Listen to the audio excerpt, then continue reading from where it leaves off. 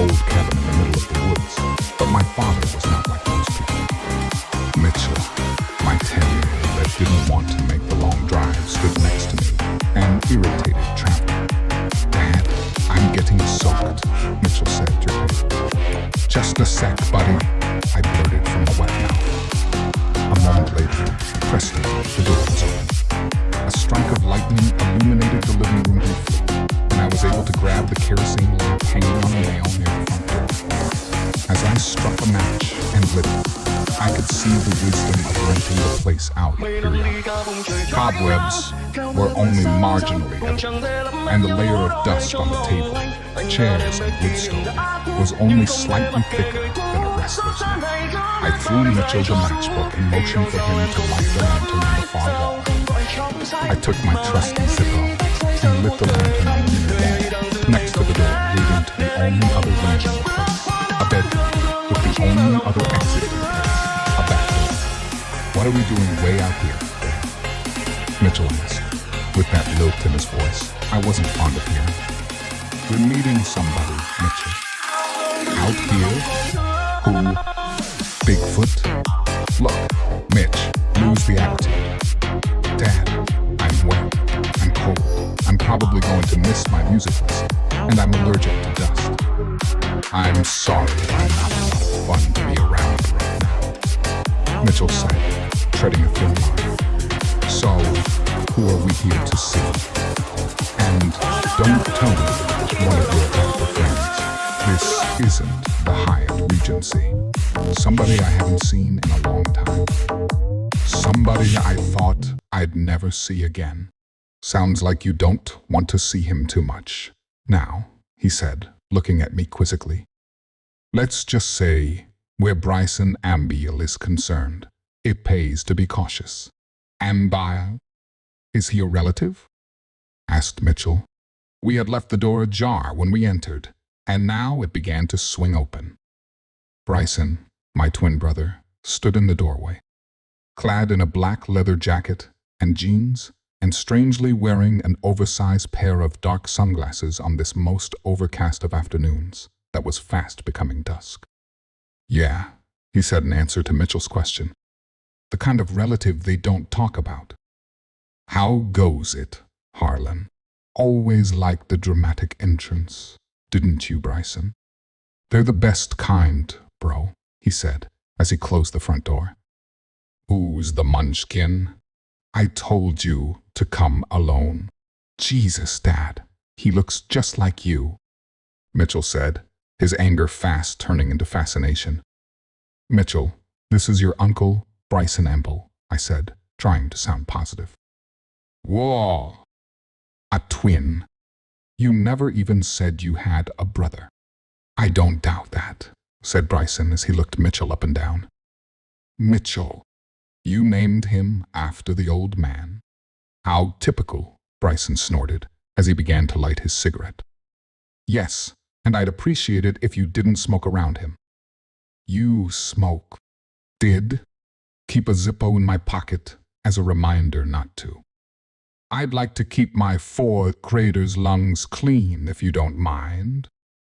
"Anything you say, Harlan," Bryson said as he snapped the top closed on a black lighter with a skull and crossbones on it.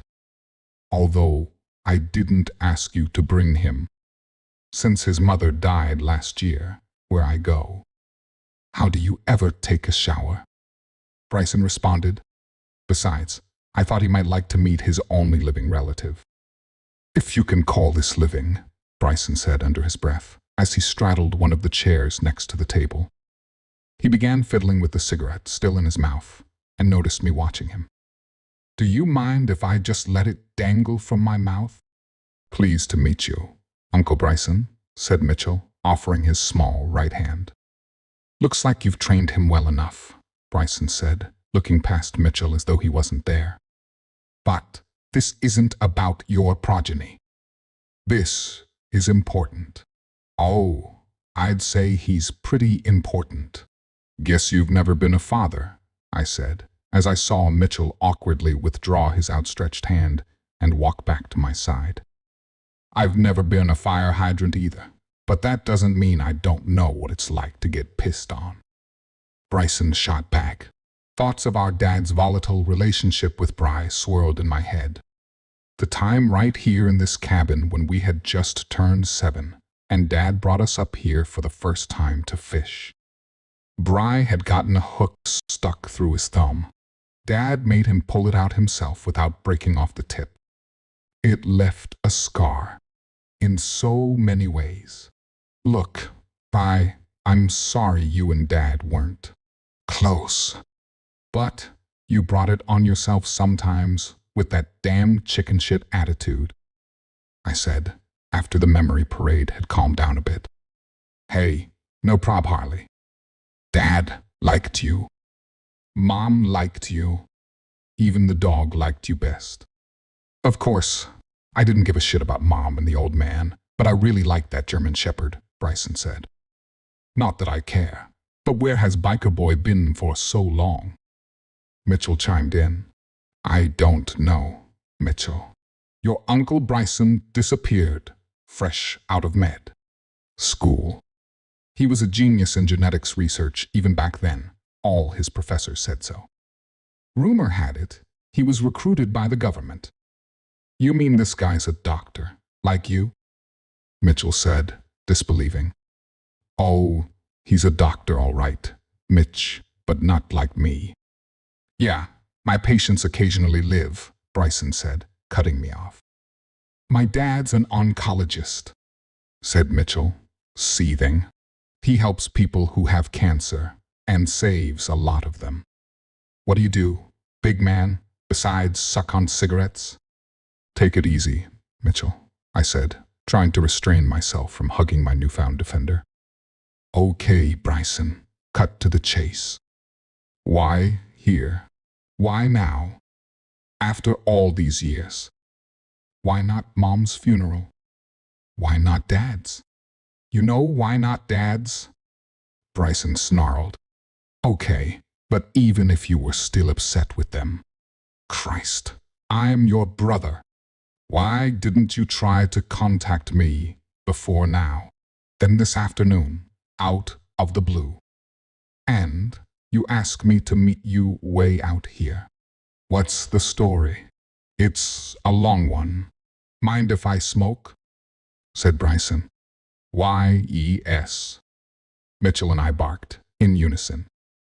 Like father, like son, like asshole, Bry said, putting away his lighter. But enough about you, Mitchell retorted. Cool it, Mitch, I said, trying to calm him down. Why should I? I've never met this guy before in my life, and after 5 minutes with him, I'm hoping he stays away for the rest of my life. Mitchell said. He seems to have inherited the old man's charm, too. Bryson said, smirking. It was like there had to be one bad son and one good one. And I was elected to be the bad one, the outsider, the screw-up.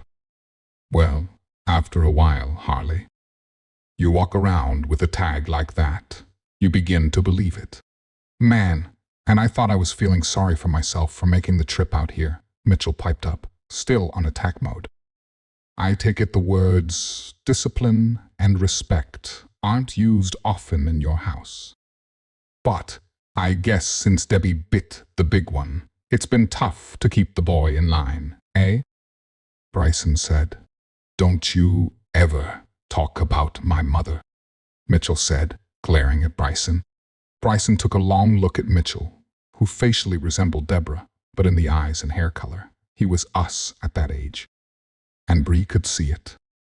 You know, I can believe a lot of things about you, Bryson.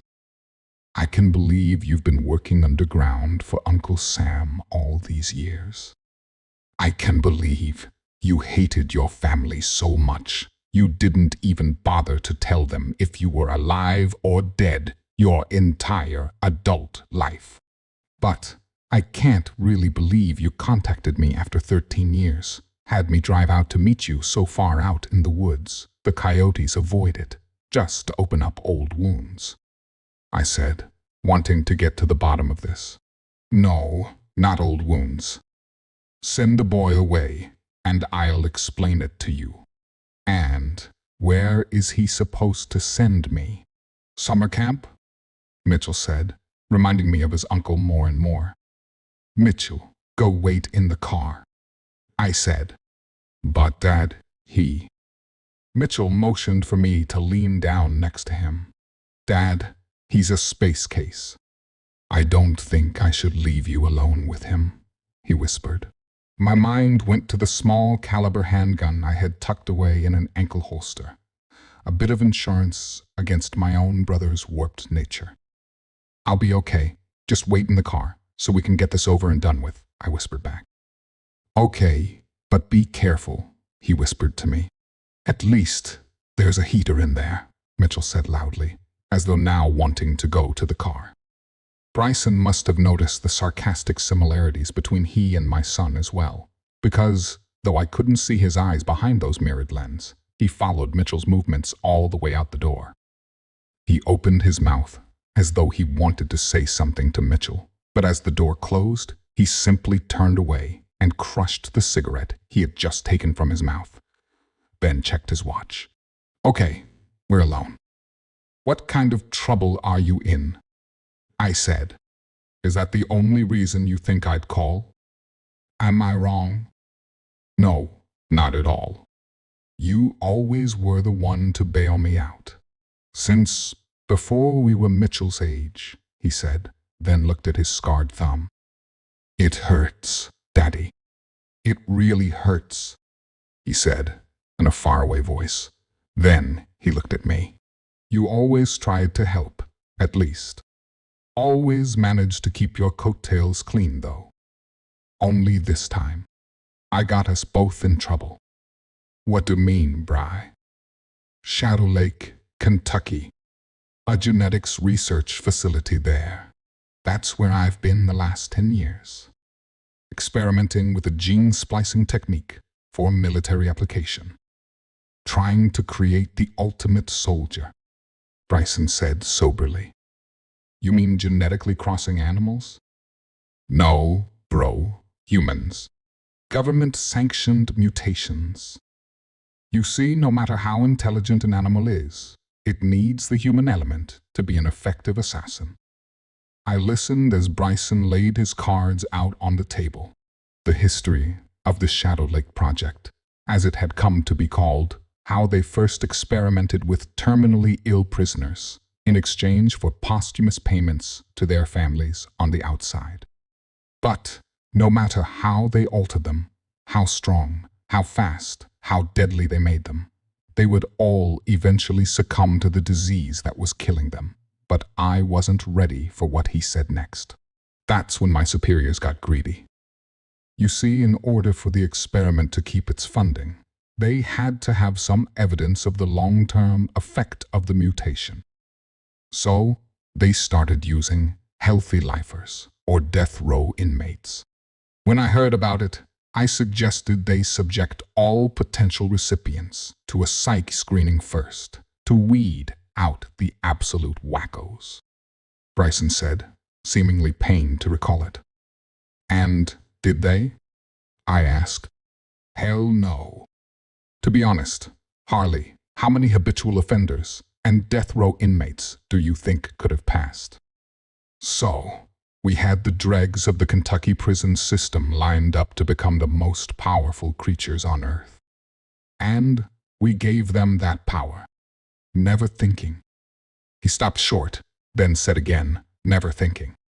He then poured out a tale that would make Mary Shelley turn over in her grave, of men who looked normal, but were endowed with unbelievable strength, speed, eyesight, hearing, or tenacity.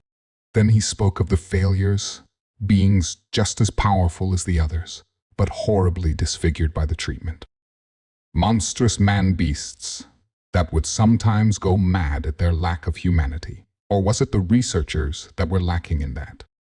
He spoke of a revolt by these hybrids, which had taken to calling themselves the Shadow Men. So, they took over the facility, killed most of my colleagues, except for Marienthal, and few other key players, like me, he said, chewing on his knuckles like he used to when we were in trouble. Who's Marienthal? I asked. Project Director. They keep him alive to keep reporting into our liaison. They took over 2 months ago, and the powers that be haven't got a clue that anything's wrong up there. I saw a chance to escape last week, and I took it. Been on the run ever since, dodging them and trying to find you. Why? And, if they're as deadly as you say they are, how did you manage to get out of there without a scratch? I asked. Just lucky, I guess, he said, as he took off his sunglasses to reveal a gnarled left eye. From the condition of the wound, I'd say it was about a week old. Let me take a look at that. Damn it, Harlan, don't you get it? He said, cutting me off and not allowing me to examine what was left of his eye. We instilled in every hybrid a tracking sense. They track by genetic code. It was supposed to keep them from eliminating the wrong target in the field, but it never worked right. They always had problems with similar genetic codes, like those found in close family, or... He stopped short and looked at me. Twins, I finished for him. Is that how I'm involved in this sick nightmare, Bry? There are shadow men all over the country now, some that can blend in, some that can't. They're targeting me now that I've escaped. Figured I at least owed you a warning, bro, Bryson said. I looked into his gray-blue eyes, just like mine, just like Mitchell's, and I knew, as insane as it sounded, what he had just recounted to me was the truth. All except this last part. This altruistic trek across the country to warn me wasn't in his nature 13 years ago, and I had my doubts that this experience had changed him for the better. I watched him as he moved across the room to the door, leading to the bedroom, and leaned against the wall in his usual sure manner that I remembered all too well from our days growing up. Nerves had given way to something else. But what? This is bullshit, Bryson. You wouldn't cross the street to give me a warning, much less cross the country. You say the shadow men are all over different parts of the country, but the odds of them looking for you and finding me were remote. That is, unless they were after you and you came here.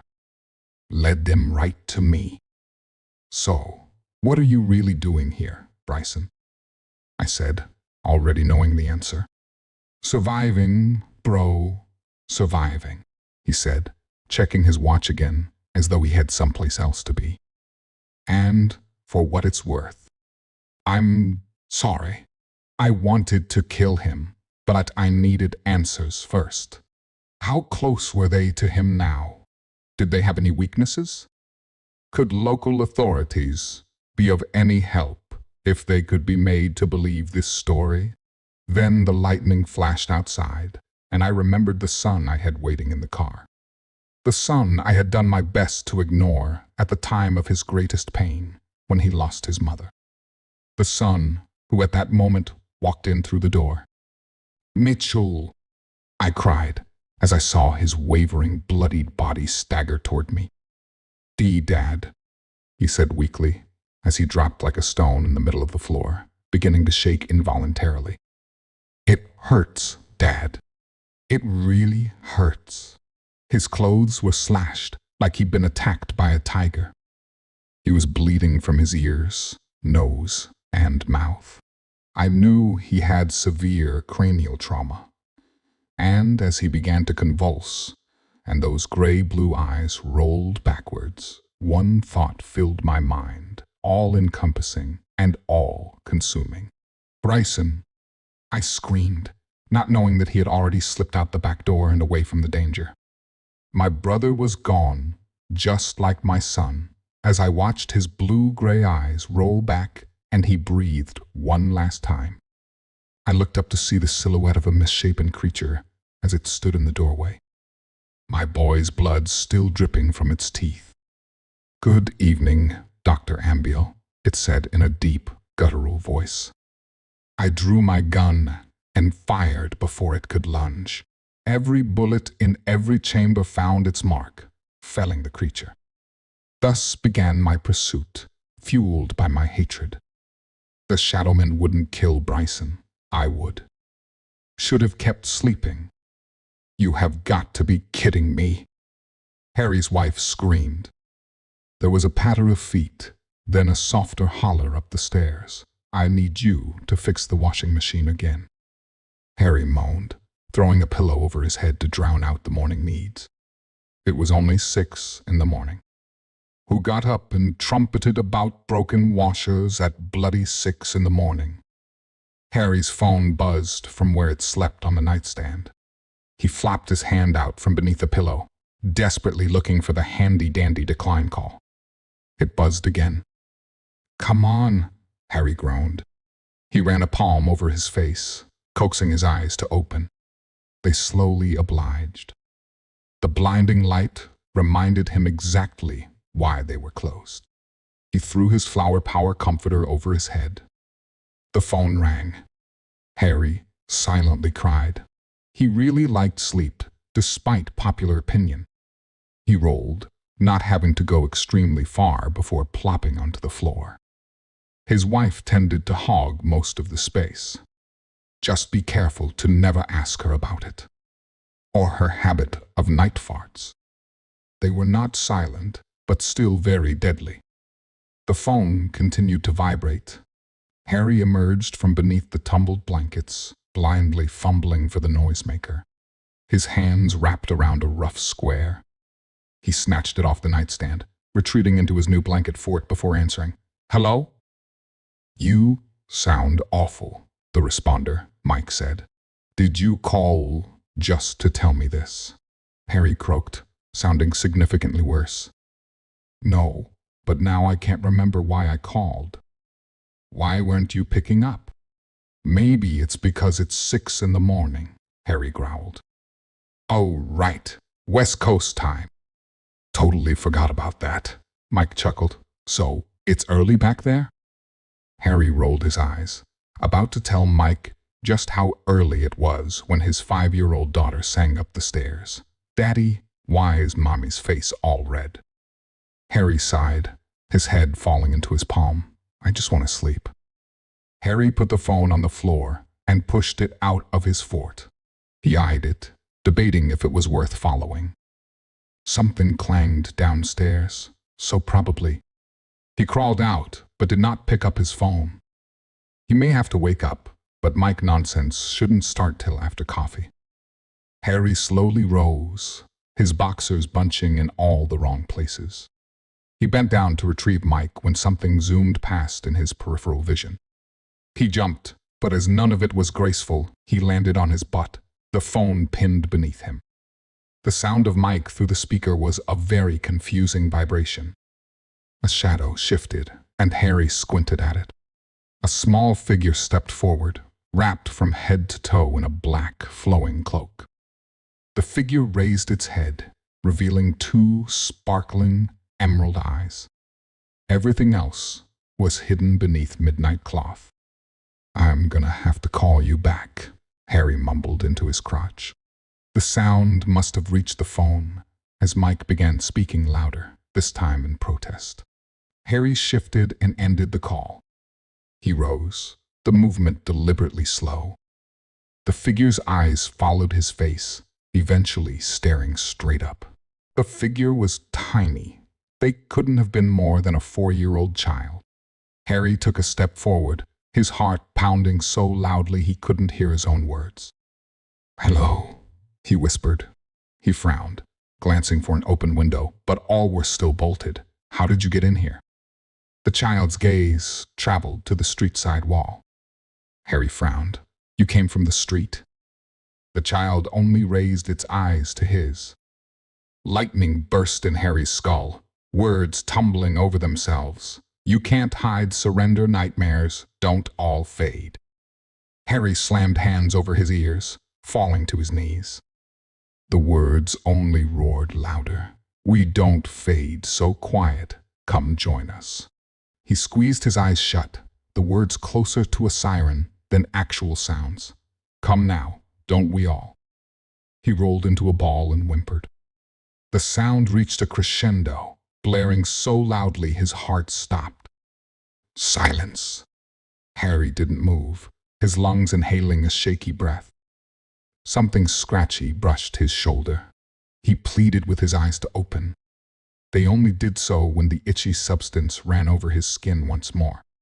The child watched him. The fabric on her face had ridden up slightly, revealing perfectly curved eyebrows scrunched together, but confusion was not held in them. No, it was pity. The child flowed away, the bottom of her cloak hitting his shoulder one last time. She stood in front of the window, the golden morning rays shining around her. They left no shadow. Her feet held no weight, the carpet holding no indentation. She glanced back at Harry and was gone. Her cloak fluttered to the floor, no host holding it captive. It slowly shriveled, compressing until it formed a tiny rectangle. Harry stared at it, his body unwilling to respond. "Daddy, is Mommy's face a tomato?" His daughter cooed. Harry inched toward the rectangle, faces taking shape as he neared. He stopped, hovering above it. It was a photograph, one of his most cherished. His wife grinned up at him, her hair a frizzy cloud around her face. She practically glowed, likely because of a child's head peeking out from that hair. His daughter beamed, her cheeks covered in melted chocolate she had snuck. She tried to deny it, but the evidence was stark against her supple skin. A tiny smile spread across his lips, taking in just how much his daughter's curly hair resembled the puffball of her mother's. Harry stood, leaving the photo where it lay on the ground. He rushed to the stairs, taking them two at a time as he marched to fix the washing machine and fix his wife's face. He reached the bottom, nearly slamming into his daughter. Her arms were crossed over her tiny chest, a foot tapping against the carpet. "What is it, Clarissa?" Harry said, swinging her into his arms. She giggled, burying her head into his chest. "Mommy's face is all red," she demonstrated by tracing an outline around Harry's entire head. "Well, let's see if I can fix that," he murmured past a smile. He waltzed over to the laundry room, only swinging her back to the ground when he spotted his wife. Clarissa landed gracefully on her feet, her long curly hair tickling his legs. "Where have you been? I told you, the washer was broken 30 minutes ago," his wife demanded. "Has it been that long already?" "I would have guessed it had only been a minute," Harry said. "It's a good thing you aren't guessing then, Daddy," Clarissa giggled, her big hazel eyes watching him. He smiled and placed his hand on his wife's back, gently steering her toward the washer. He stopped, feeling her gaze. She studied him, trying to figure out if she could trust him to not break anything. He gave her a small kiss on the cheek, curling her wild hair behind an ear. "I'll be done in a few minutes. Then you can wash all the clothes you want." His wife kept her face in a pout, but as she turned, he saw a stunning smile bloom. She marched back out to the living room, herding their daughter out. A giggle echoed off the walls as Harry began poking and prodding the unhappy machine. He shimmied to the back of the washer, inspecting the connections when a scream broke his thoughts. Harry stopped, frozen, as another scream came from the other room. He yanked his way out from behind the washer, but his boxers caught on a shard of exposed metal, dragging him back. He fumbled with the fabric, trying to free it. To run to his family. To save them. His hands slipped, causing blood to dribble from his fingertips. He kept pulling, twisting, but it only tightened its hold. Their screams stopped. The metal finally sliced through the seam, freeing him. He ran, darting to where his wife and child were playing. They laid as still as ghosts.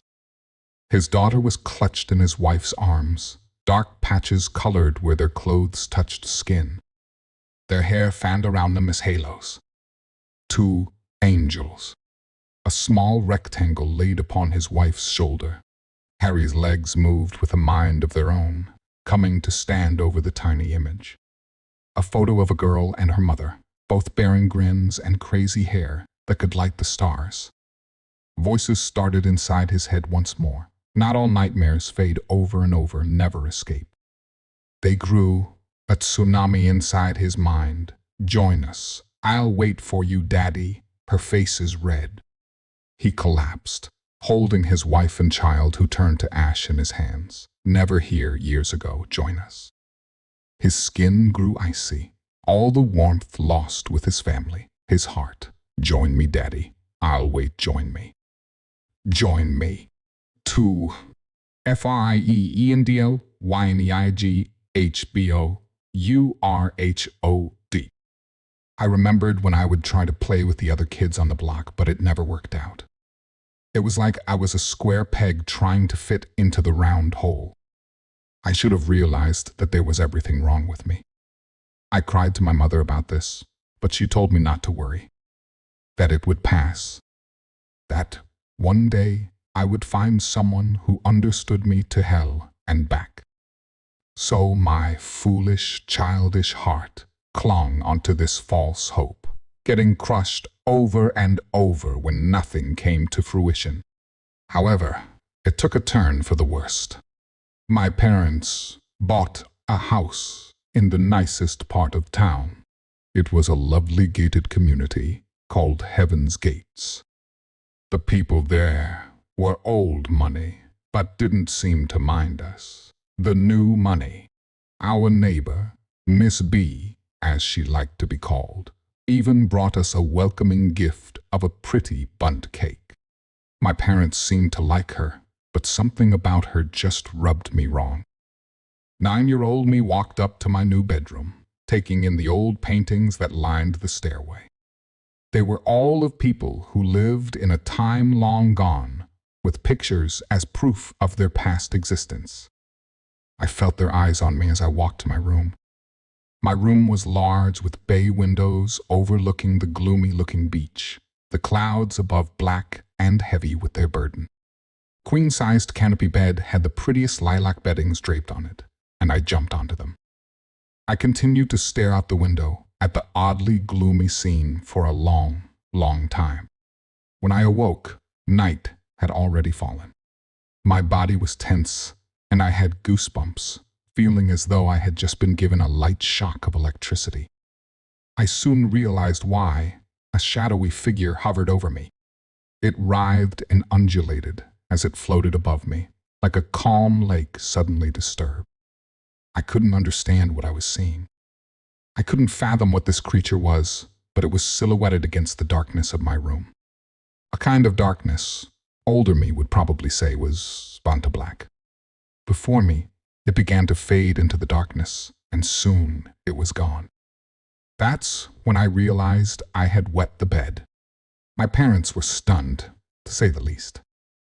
They didn't push the issue, and I didn't tell them about the dark figure I'd seen in my room.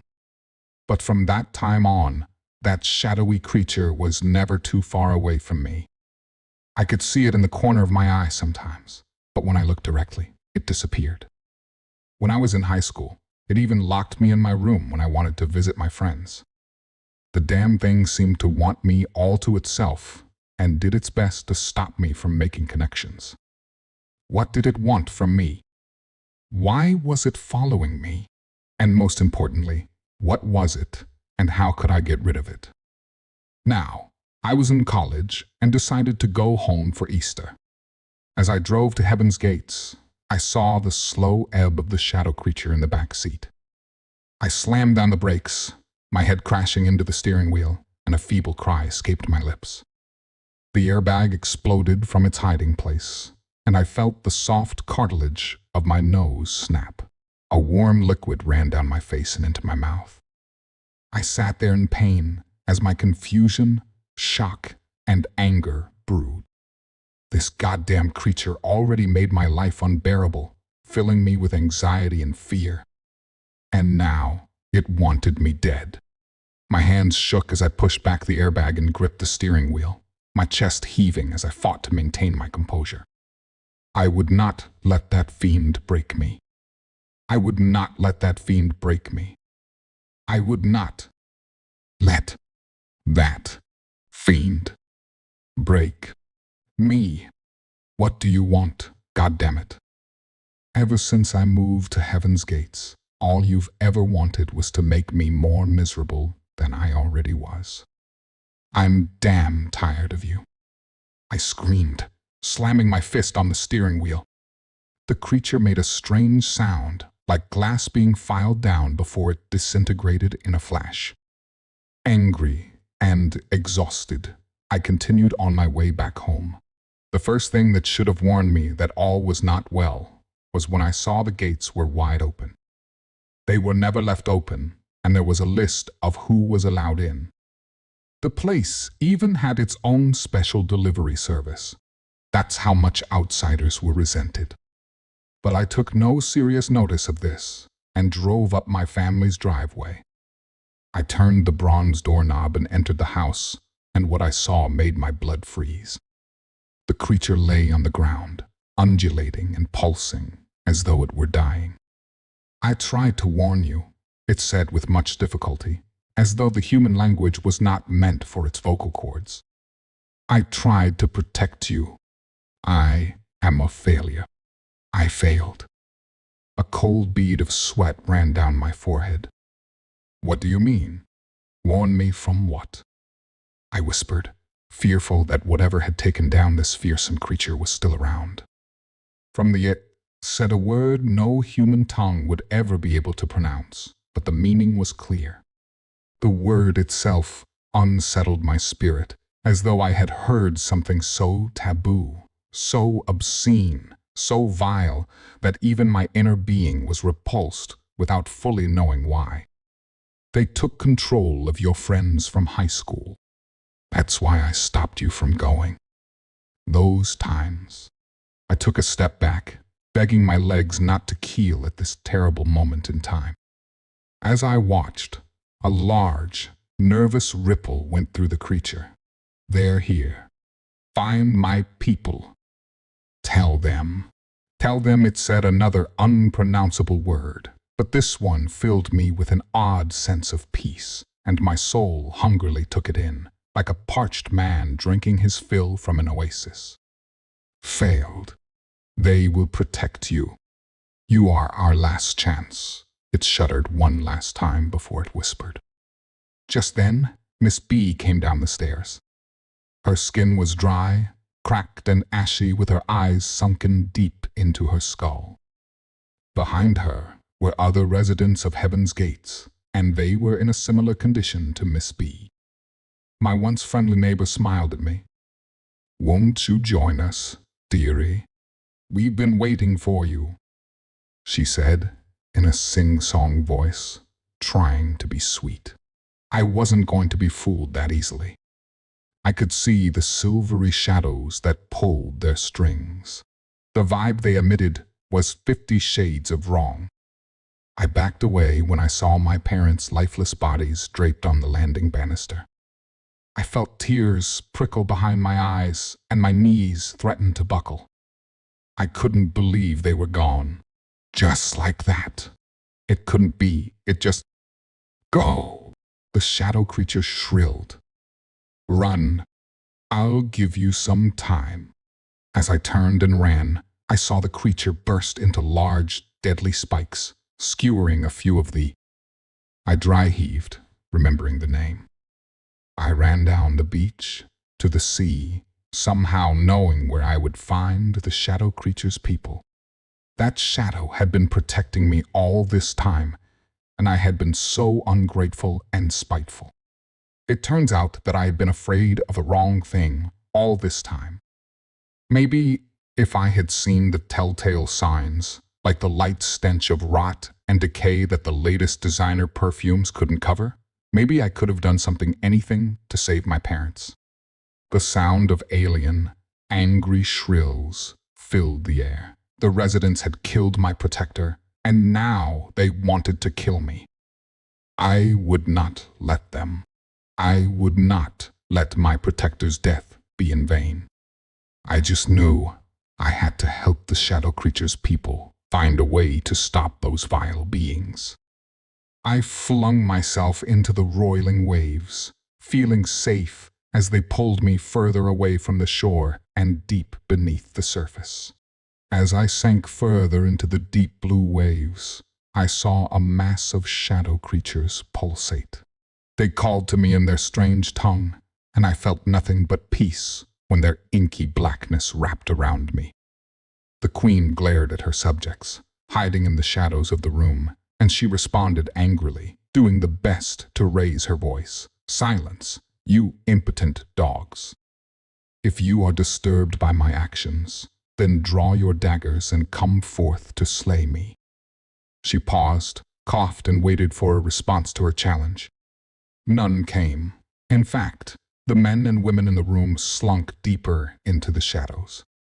"I thought as much from you, gutless swine."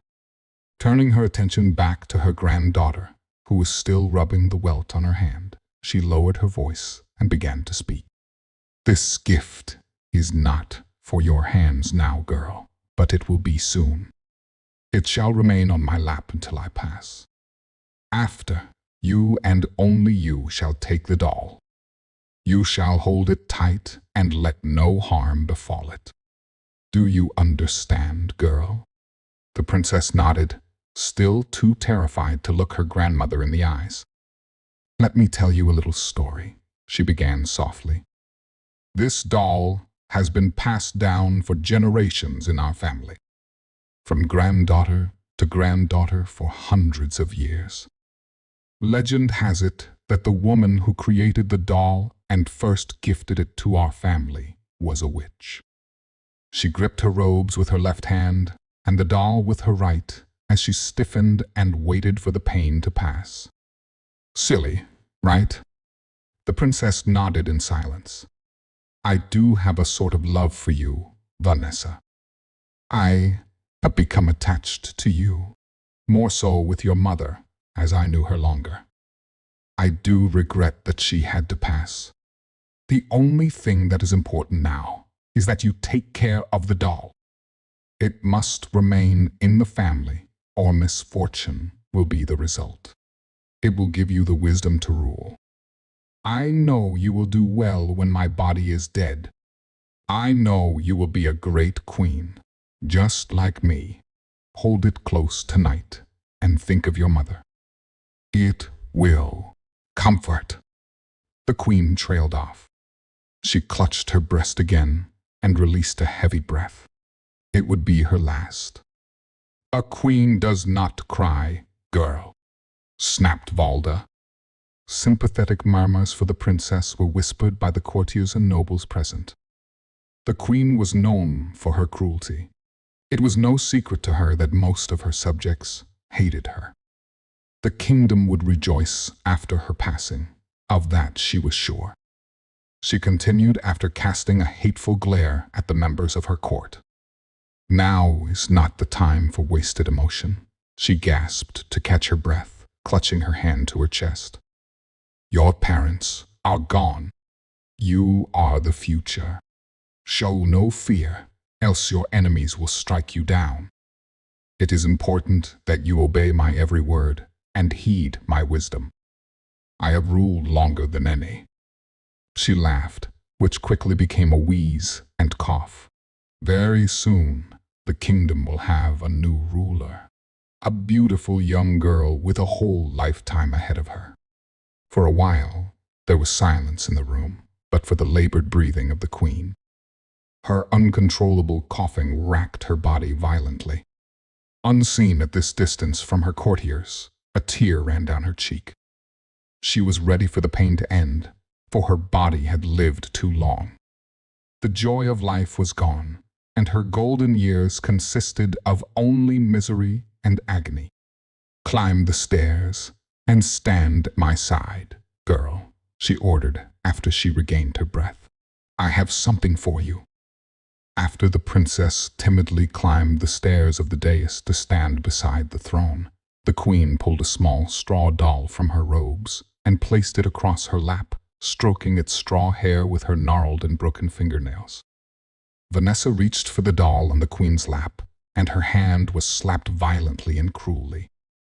The sharp sound echoed throughout the hall, and again a whisper of discontent rose from the crowd. On her 8th birthday, she doesn't look so tired. On her 9th, her parents report that the nightmares are gone completely. She turns 15, and the banality of the world seals itself around her. She probably forgets the nightmares, but she still loves Harlequin, just like I did. He never seems to wear out. He'll collect a little dust and needs wash every now and then, and the color of his clothes have faded slightly over a period of decades.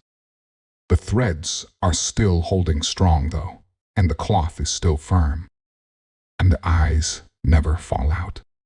3. The straw doll. "Come forward," demanded the old woman in a sickly voice. She sat upon the throne, her hunched and withered body lost inside the regal gown and robes that long ago fit her snugly. Crown sat upon her head, heavy on her brow. "Stand before me, granddaughter. Hear what I must say and do as I bid you." The young girl was trembling, but she walked forward, slowly at first, and stood before Queen Valda. Her hands were folded before her, and she bowed gracefully. She did not have the courage to look the queen in the eye. "Vanessa, you are young and naive," she began, her voice full of gravel. She spoke slowly, often pausing to wheeze and catch her breath. "Only 15 summers have passed since your birth. I'm sure you feel that I've taught you nothing, and that you feel ill-prepared to rule. That does not matter." She coughed and cleared her throat before continuing. "Rilaria will pass to you when my body fails. The recent death of your parents has deemed it so."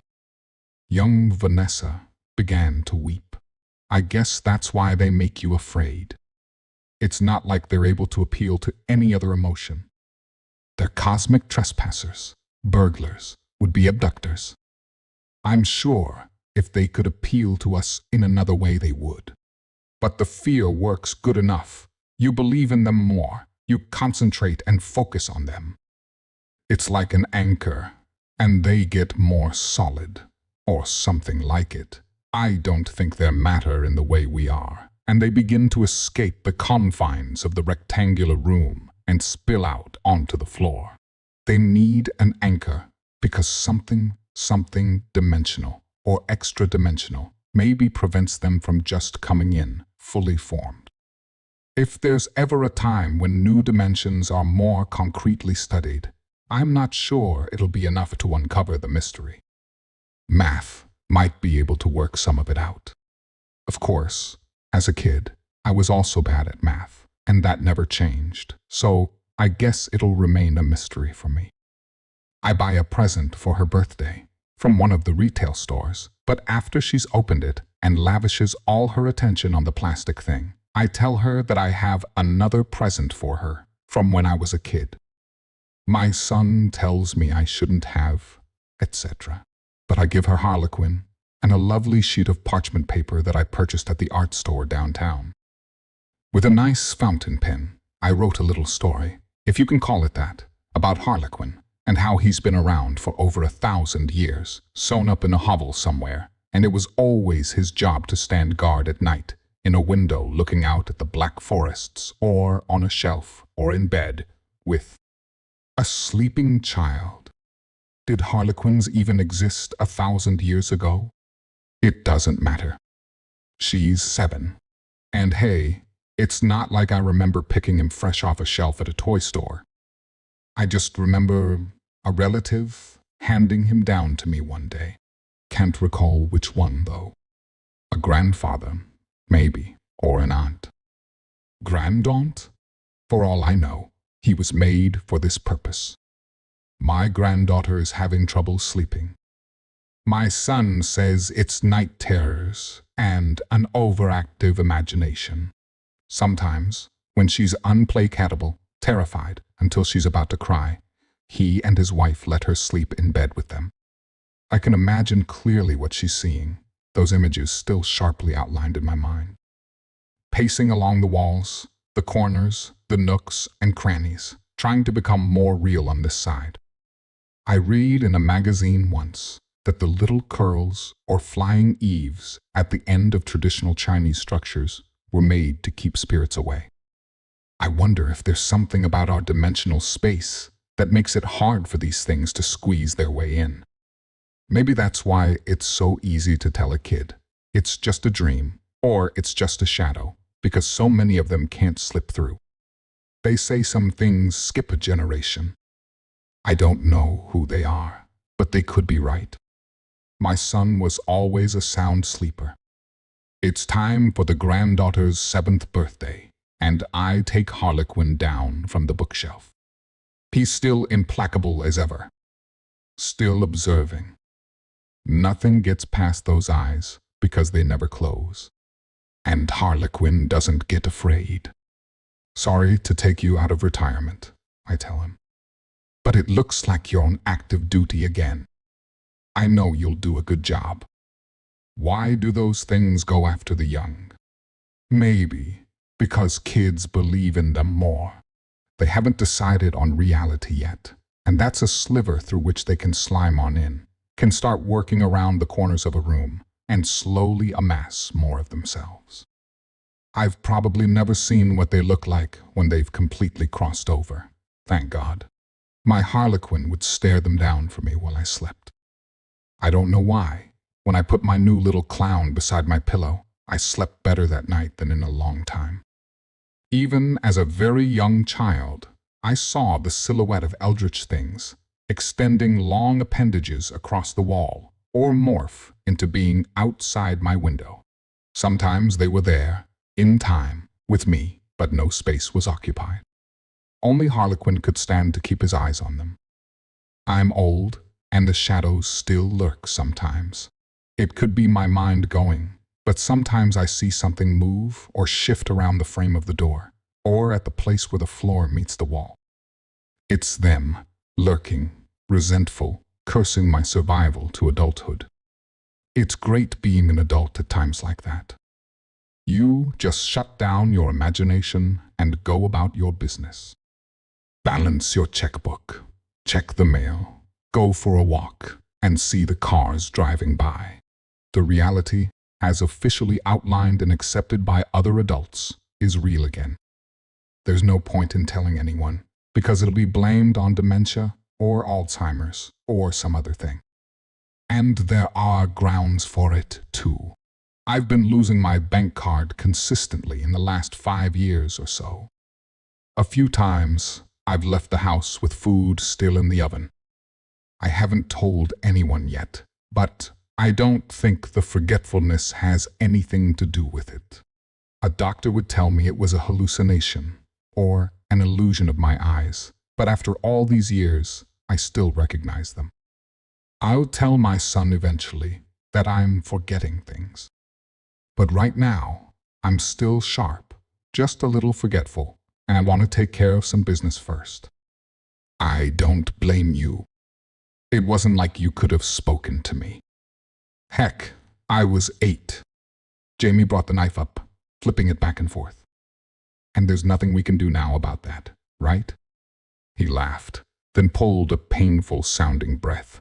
Dom still remembered the feeling of tears entering your lungs. Not nice. Don't worry, though. I won't go down your path. I have my safe place, and although he's also dead, Jamie's voice cracked. I know he loves me back. When I came running in for the knife, I wasn't looking for it. You were looking for me. I was looking for you. You know, I'm not sure if you're always here, or if you come sometimes, or if you come at all. But I'll just believe that when I hold the knife, you'll come by for a hug or something. Jamie sighed. He stared at the knife for a few seconds, then slipped it under his pillow. He closed his eyes, tears streaking randomly across his face. I suppose I can have the knife, Jamie whispered.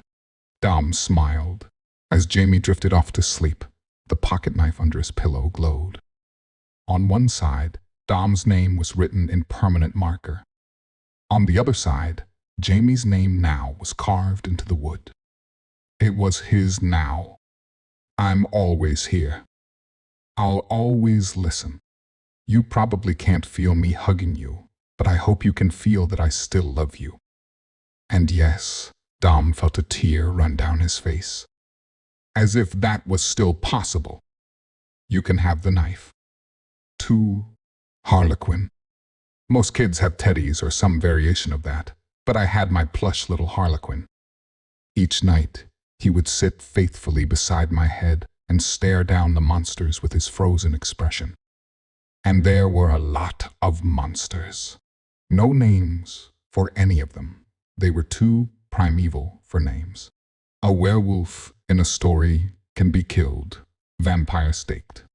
Dragons and manticores can be slain, given enough time. Even Godzilla eventually retreats to the ocean. But these shadowed things weren't fairy tales. They didn't inhabit neat little stories with rules that confined them. It wasn't important now anyway. Sooner or later, the day would come, and Dom would rather there be a little less than excruciating way for Jamie to remember him. Had he not ran out? Had he simply let the box suffocate him and break his strings? He might lose his mind and take his own action. And that would have left a much deeper scar on his brother. What matters now was that Dom was terrified. Jamie knew what the knife had meant back then. In the earlier days, when Dom still spoke a little, Jamie would even bring him the knife when he saw Dom looking stressed out. And now, Jamie had came running, looking for the knife. For the entire of 8 years, even while mourning Dom, never had Jamie looked for the pocket knife. Dom might be dead, but he wasn't stupid enough to believe that Jamie did that for no reason. Bro, I know you're there, Jamie's shaky voice called. Dom's chest tightened. How he wished he could answer his brother. And I think you probably guessed it already. Dom's heart sank. I'm scared. I'm lonely. They don't get it, and they only see the bad parts of everything. If Dom could cry, he would. He wanted to beg to any entity, anyone. Don't let Jamie do what he did.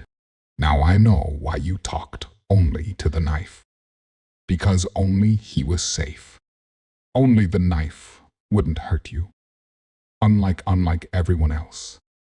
Even me. No, please.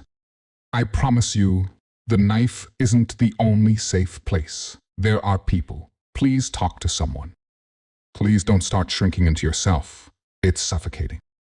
Bro, you want to know where you went wrong? Dom knew Jamie couldn't hear him to begin with, but he stopped talking. You protected yourself by hiding away. You backed off so much that you probably didn't hear most of the nasty things they said about you. But your safe place was a knife. As much as you talk to it, you love it. You know deep inside that it can't stand for you. It can't love you back. It's dead. Jamie wiped the tears from his face, turning to face the ceiling. They were days that passed like a blur, the sky's light bulb turning on and off to the beat of sarcastic remarks and not-so-gentle touches. Dom had forcibly blended them to the whirlpool of harsh voices and noises. He had survived by making a box in the air, one which no sound or feeling or warmth can penetrate. As the yelling and grabbing got harder, Dom had pulled the box smaller, tighter around him, until not even Jamie can come in. Because every extra word he had to say drained him to the bones, and it was either think of what to say or continue breathing. He sat on the floor for hours, only himself and the knife within the box, staring at the blank wall. He knew it wasn't healthy, that he would sink deeper into depths of who knows where, but he was too scared to hear anything from the outside. Only the knife knew him, accepted him. He didn't care that the box got colder each day, and that how it hurt because the nothingness pressed heavily onto his chest. That was better than having to hear people name all the parts of him out loud, to make him see how disgusting and hopeless he was. As time went on, he realized that he no longer wanted to wake up. Yet he hadn't expected the day to come so soon. It was that one evening that even the box seemed like it couldn't hold the shrapnel of words out any longer. Dom remembered holding his breath for as long as possible. Then suddenly the box was steel.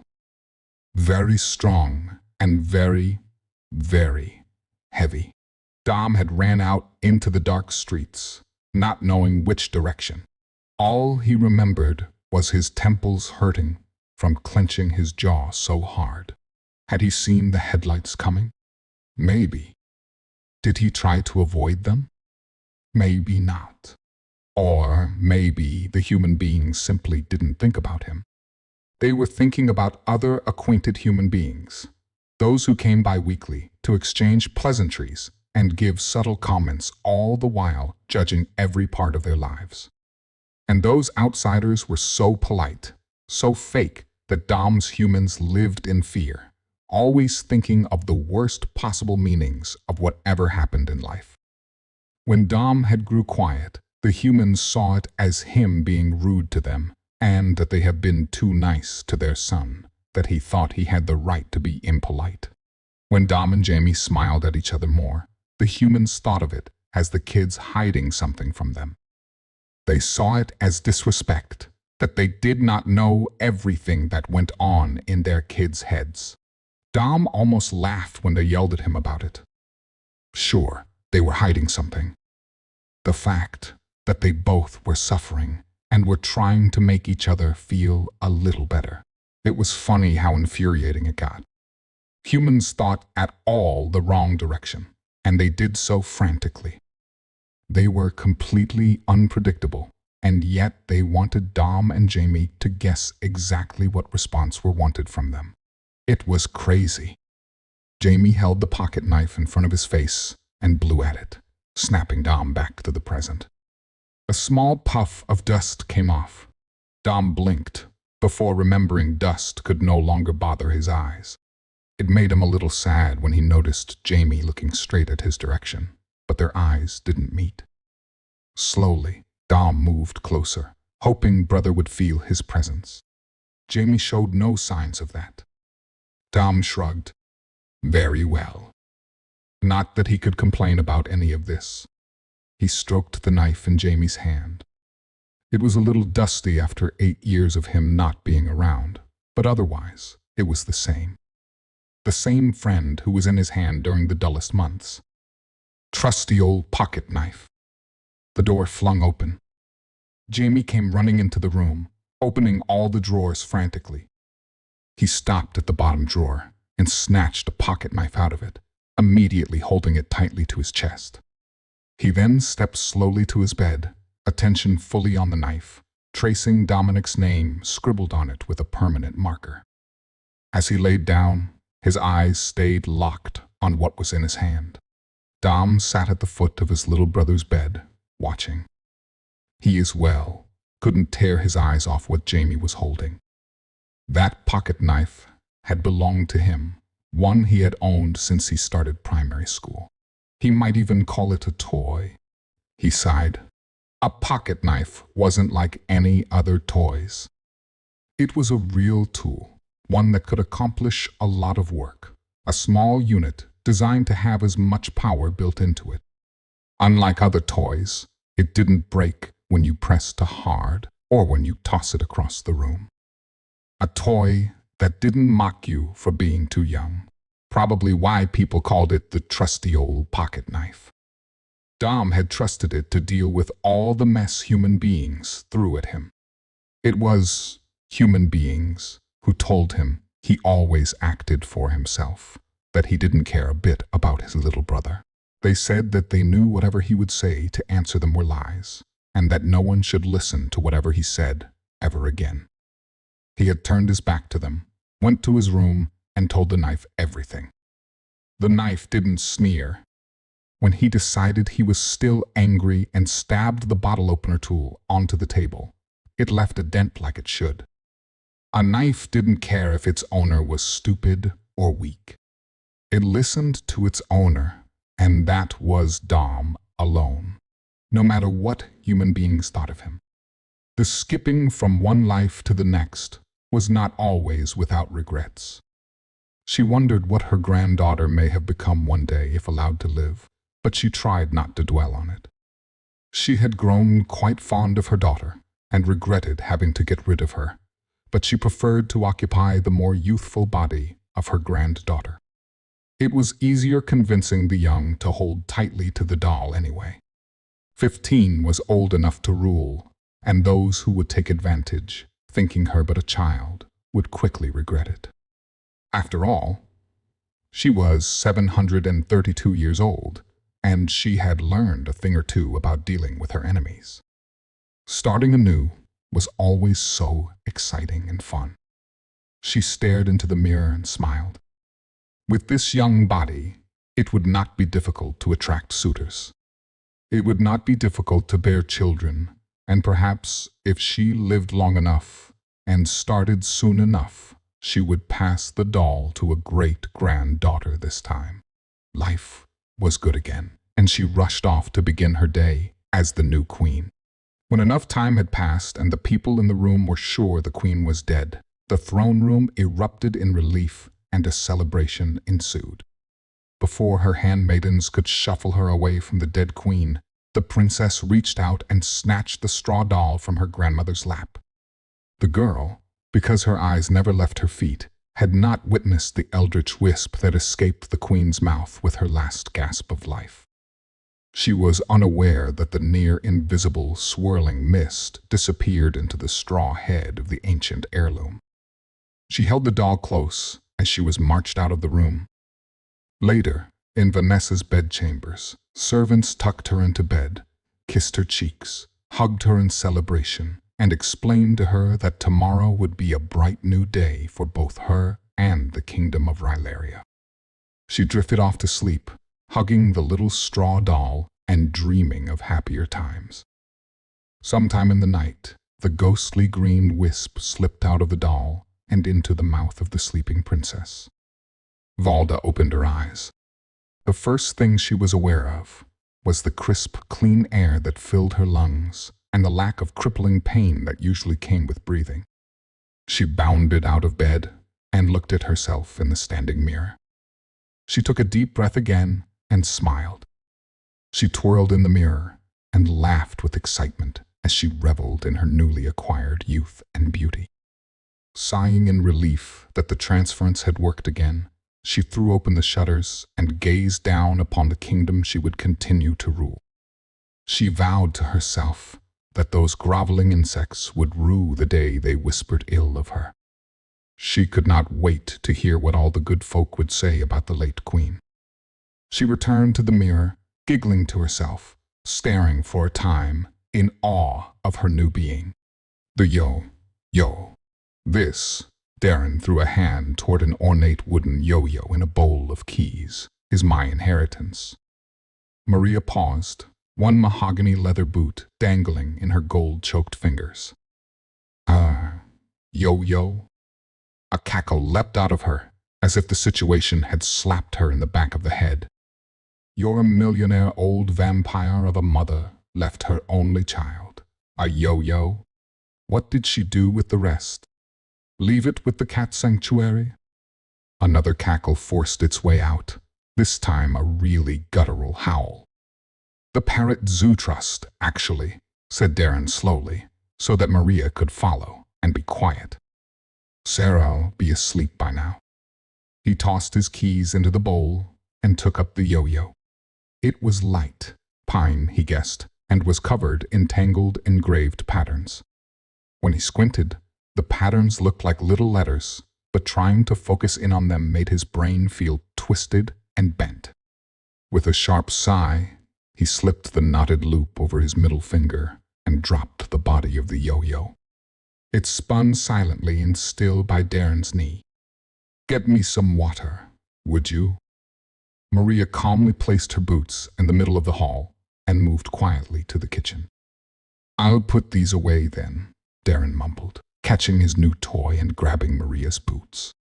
Maria was stood just inside the kitchen, making Darren jump and drop her boots as he passed through the door. Water was dripping from a small pool in her cupped hands in front of her, leaving a damp trail from the sink. "Maria?" Darren asked, picking up the boots. Maria blinked as a light switched on behind her eyes. She cackled. It was a quiet cackle, the kind of cackle directed inwards, as if she was telling herself that something was funny. "Got you some water," she said, pulling out her best joke smile. Darren reflected an uncertain grin, then decided to laugh. "Your sense of humor," he shook his head. "You must be ahead of your time, because I don't get you. I thought it was weird that you did what I asked for a change." "I am ahead of my time," she said, turning up her nose and shaking off her hands. The two spent the evening watching Maria's choice of scripted reality TV.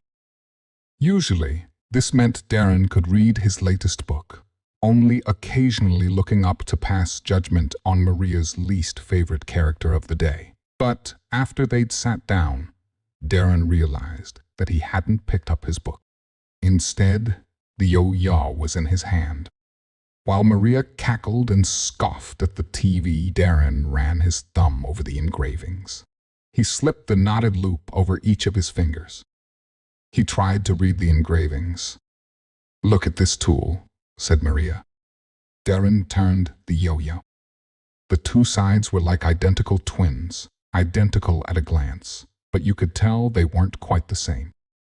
Darren turned the yo-yo on its side and looked into the gap.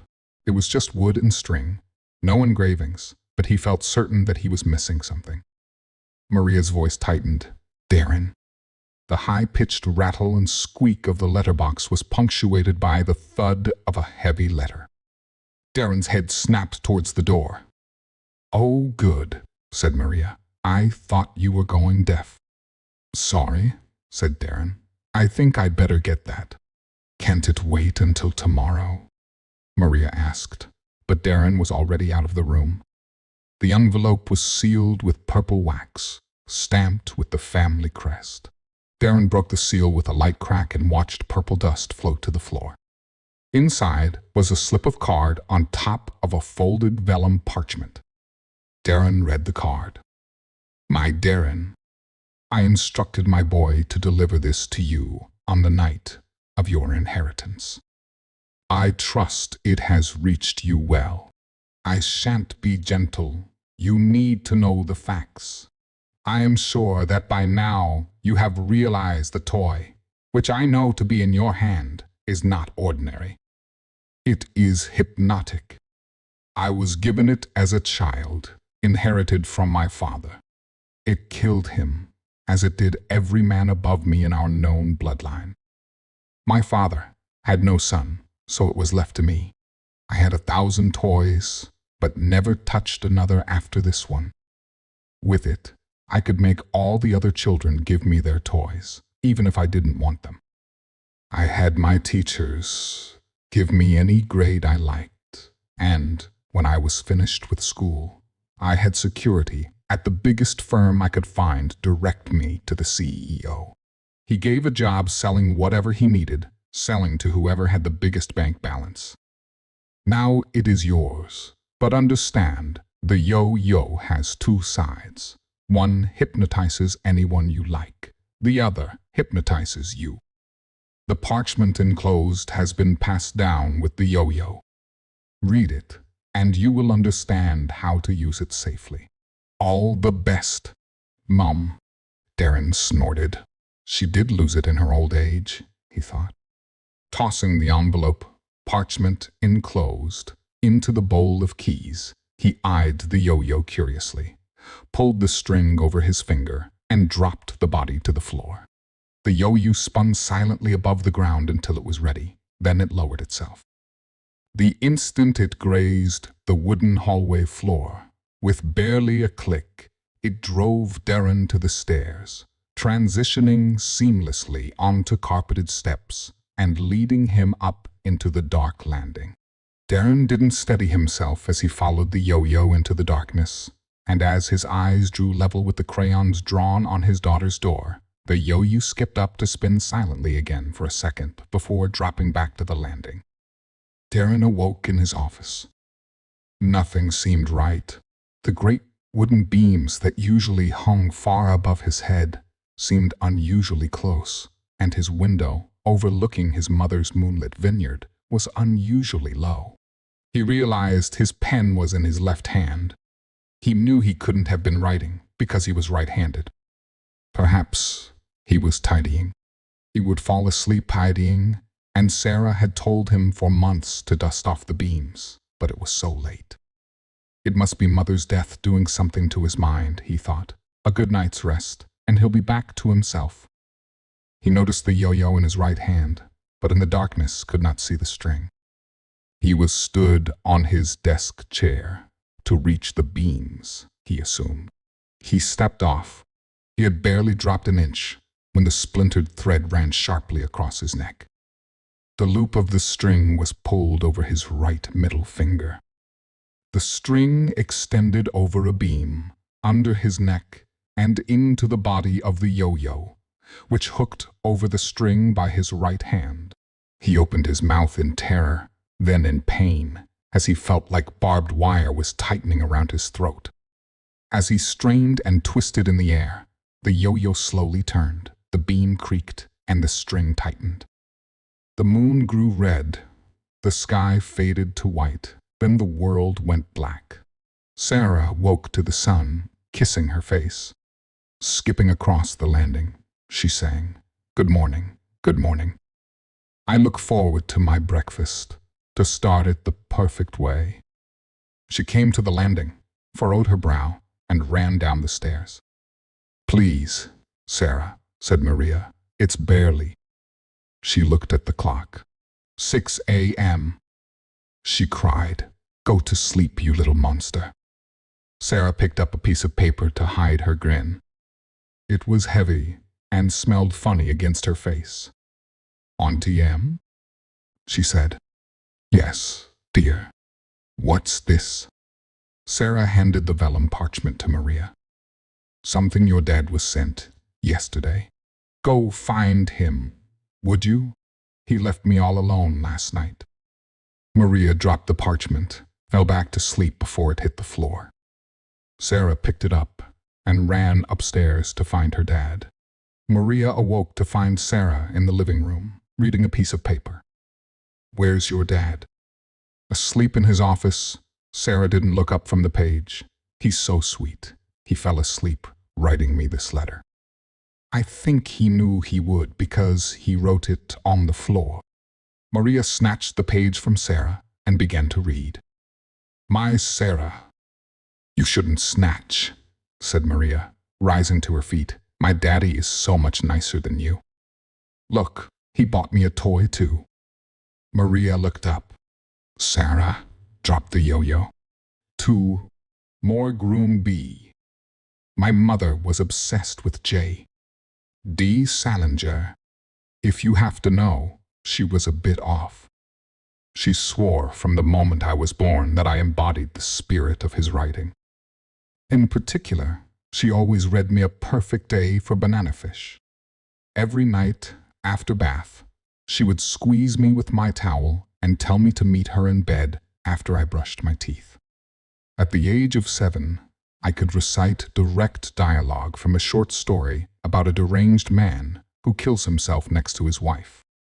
To say death was romanticized from a young age for me would be a complete understatement. I hadn't really decided why I was there that day, or if I thought she could actually help. Maybe I could start by talking about my mother, or my life, or how every day at 3 o'clock it feels like I can't breathe. It truly took me by surprise when it happened. I remember looking around and seeing that no one was there but me and her. We had never been alone before, so I just did it. I leaned down and said, "I'm sorry. What do you need to know?" Of course, there was no answer. I knew she wasn't going to answer, but I couldn't resist. "Don't worry. We can try again later." Ah, that was funny. Well, maybe it wasn't funny, but it was at least ironic. If you were into that sort of thing. I heard the door open behind me, and I grabbed my notebook. The director of the coroner program came in, followed by a group of trainees, all closely on her heels. She looked shocked to see me. I was in so early. "Holden, please grab your coat and join us around the table," she said. I grabbed my coat as fast as I could and joined the group in the back of the class. I need to make sure I don't stand out as much. That is important. So what we have here is a Jane Doe found in the Bronx. Of course, at first glance, she looks as though she died from something only internally. She looks as though she's still sleeping. I have, of course, already determined the cause of death without any cutting or removing of any organs or skin. Your job is to work together and figure out how she died. Take your time. She has no immediate kin, and no one but the local police are worried about her remains. I couldn't believe it. She was a Jane Doe. In the few hours that I knew her, I imagined her to have a dedicated group of friends and people who missed her greatly. Maybe they just haven't found who is looking for her? Don't worry. I'll ask her as soon as they leave. I know you are confused. I'll explain it all later. Right now, I need to keep telling you about what happened in that room. About what happened in morgue room B. "Holden, do you want to be in my group?" asked Daryl. He was a good guy and got good marks, so why not? "Sure, man, that sounds good." Crazy that she is a Jane Doe, right? I never knew how to have a casual conversation with my classmates. I wasn't like the others. They were freaks. I really hope they don't cut her hair for the examination. We both really like it. It was her favorite. Daryl decided that we should stay through lunch to be able to examine her while the others were gone. Maybe the director would see and notice how studious we were. To be honest, I didn't give a shit about that. Daryl, on the other hand, was very interested in being liked. I just wanted as much alone time with her as I could get.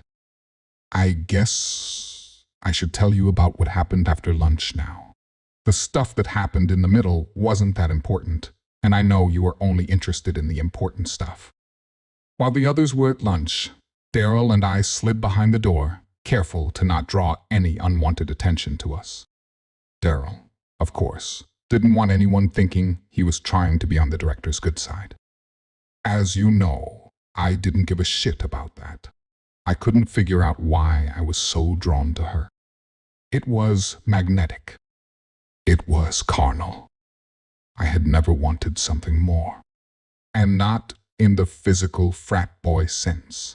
I wanted to know her. I couldn't stop thinking about her. What was she like before? Who was she with? Who did she like? Would she like me? Daryl spoke, and it broke all of my perpetual inner thoughts. Do you ever think about how they died, just based on how they look? To be honest, I hadn't been thought about how she died. What do you mean by what they look like? You know, like this girl is a nice, clean-cut girl. So obviously she wasn't a druggie. She was brought in immediately and she isn't dirty and roughed up. I don't know. I am assuming that she died of some sort of accidental drug overdose or an undiagnosed heart condition. But the director wouldn't know about the heart condition just from looking at the outside of her, right? Daryl brought up good points. Was she a druggie? No way. I could tell. Not her. I told Daryl, I don't think it is our place to guess before we even do any formal examination. I don't want this to cloud our judgment. If we are going to win this, I gave Daryl a friendly elbow to the side of the ribs. We are going to have to focus. I couldn't believe what happened next. You are going to have a hard time believing it. I wouldn't believe it either. But nonetheless, here we are. Cadavers are usually naked and covered with a thin, non-absorbent sheet. Usually when the sheet is removed, You are exposed to the worst atrocities you could think of. Of course, that never bothered me. Not one bit. But when I removed the sheet, she was different than anything I had ever seen before. No giant wounds, no lesions, no apparent signs of rigor mortis. She was perfect. Porcelain skin, combed hair, no bruises or scratches. Next, I started focusing on my other senses, and then it hit me. Most rooms with cadavers have a certain smell. Not as bad as you would think, thanks to the high-tech refrigeration and chemicals. But there is always faint smell of death lingering under all the cleaning agents. I hadn't noticed it before when we were alone. But that distant smell was gone and replaced with something familiar.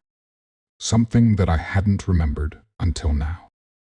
The smell of gardenia hit me harder than anything I've ever experienced before.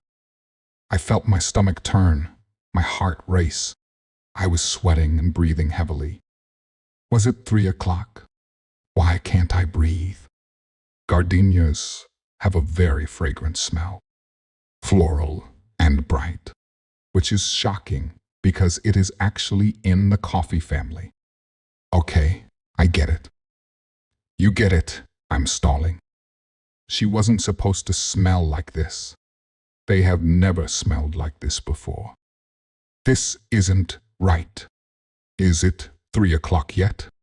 Okay, it's time to focus now. I need to do her examination. Daryl cleared his throat. He was always doing that. I could tell that he noticed that I was in deep trouble.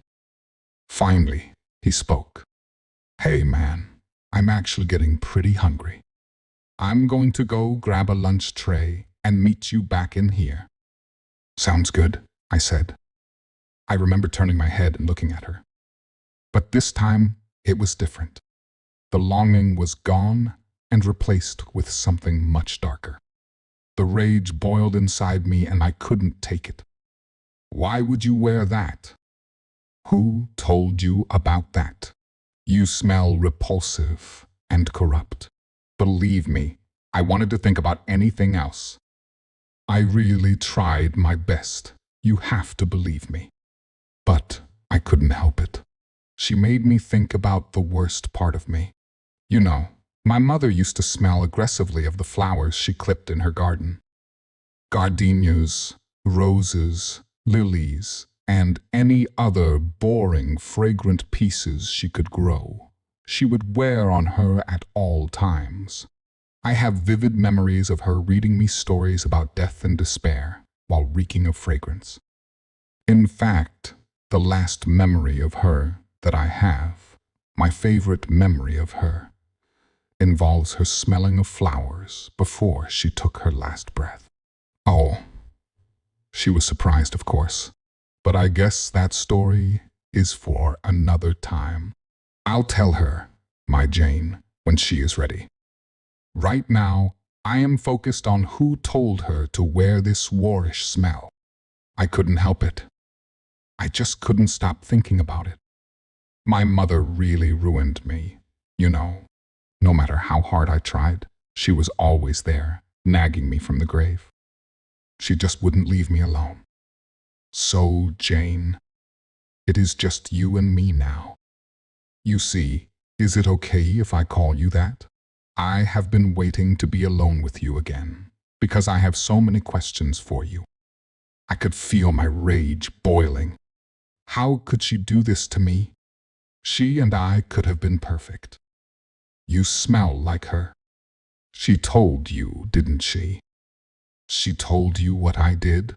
I could hear an alarm go off in the distance. What time was it? I couldn't get my thoughts to stop racing. I was going to do something bad. I could feel it. Listen, Jane, don't be afraid. You did this. You knew what you were doing when you came in here. You got me to be interested in you. You tempted me with your calm demeanor. But you ruined it. I can tell that you talked to her, my mother. You are working with her. I could feel myself lose it, but I couldn't stop. If you must know, I wasn't going to do what I did. I wanted us to start fresh, to talk, and grow our relationship. She messed this up. Not me. Honestly. I checked my watch, and it was 2:58. I took a deep breath, counted to 10, and drove a scalpel into her chest. The fire of truth turned everything into ash. The weather was very alluring. The entire area was covered with a thick sheet of snow, and bright sunlight was shining everywhere. The light golden color reflecting upon the pile of snow embellished the entire surroundings.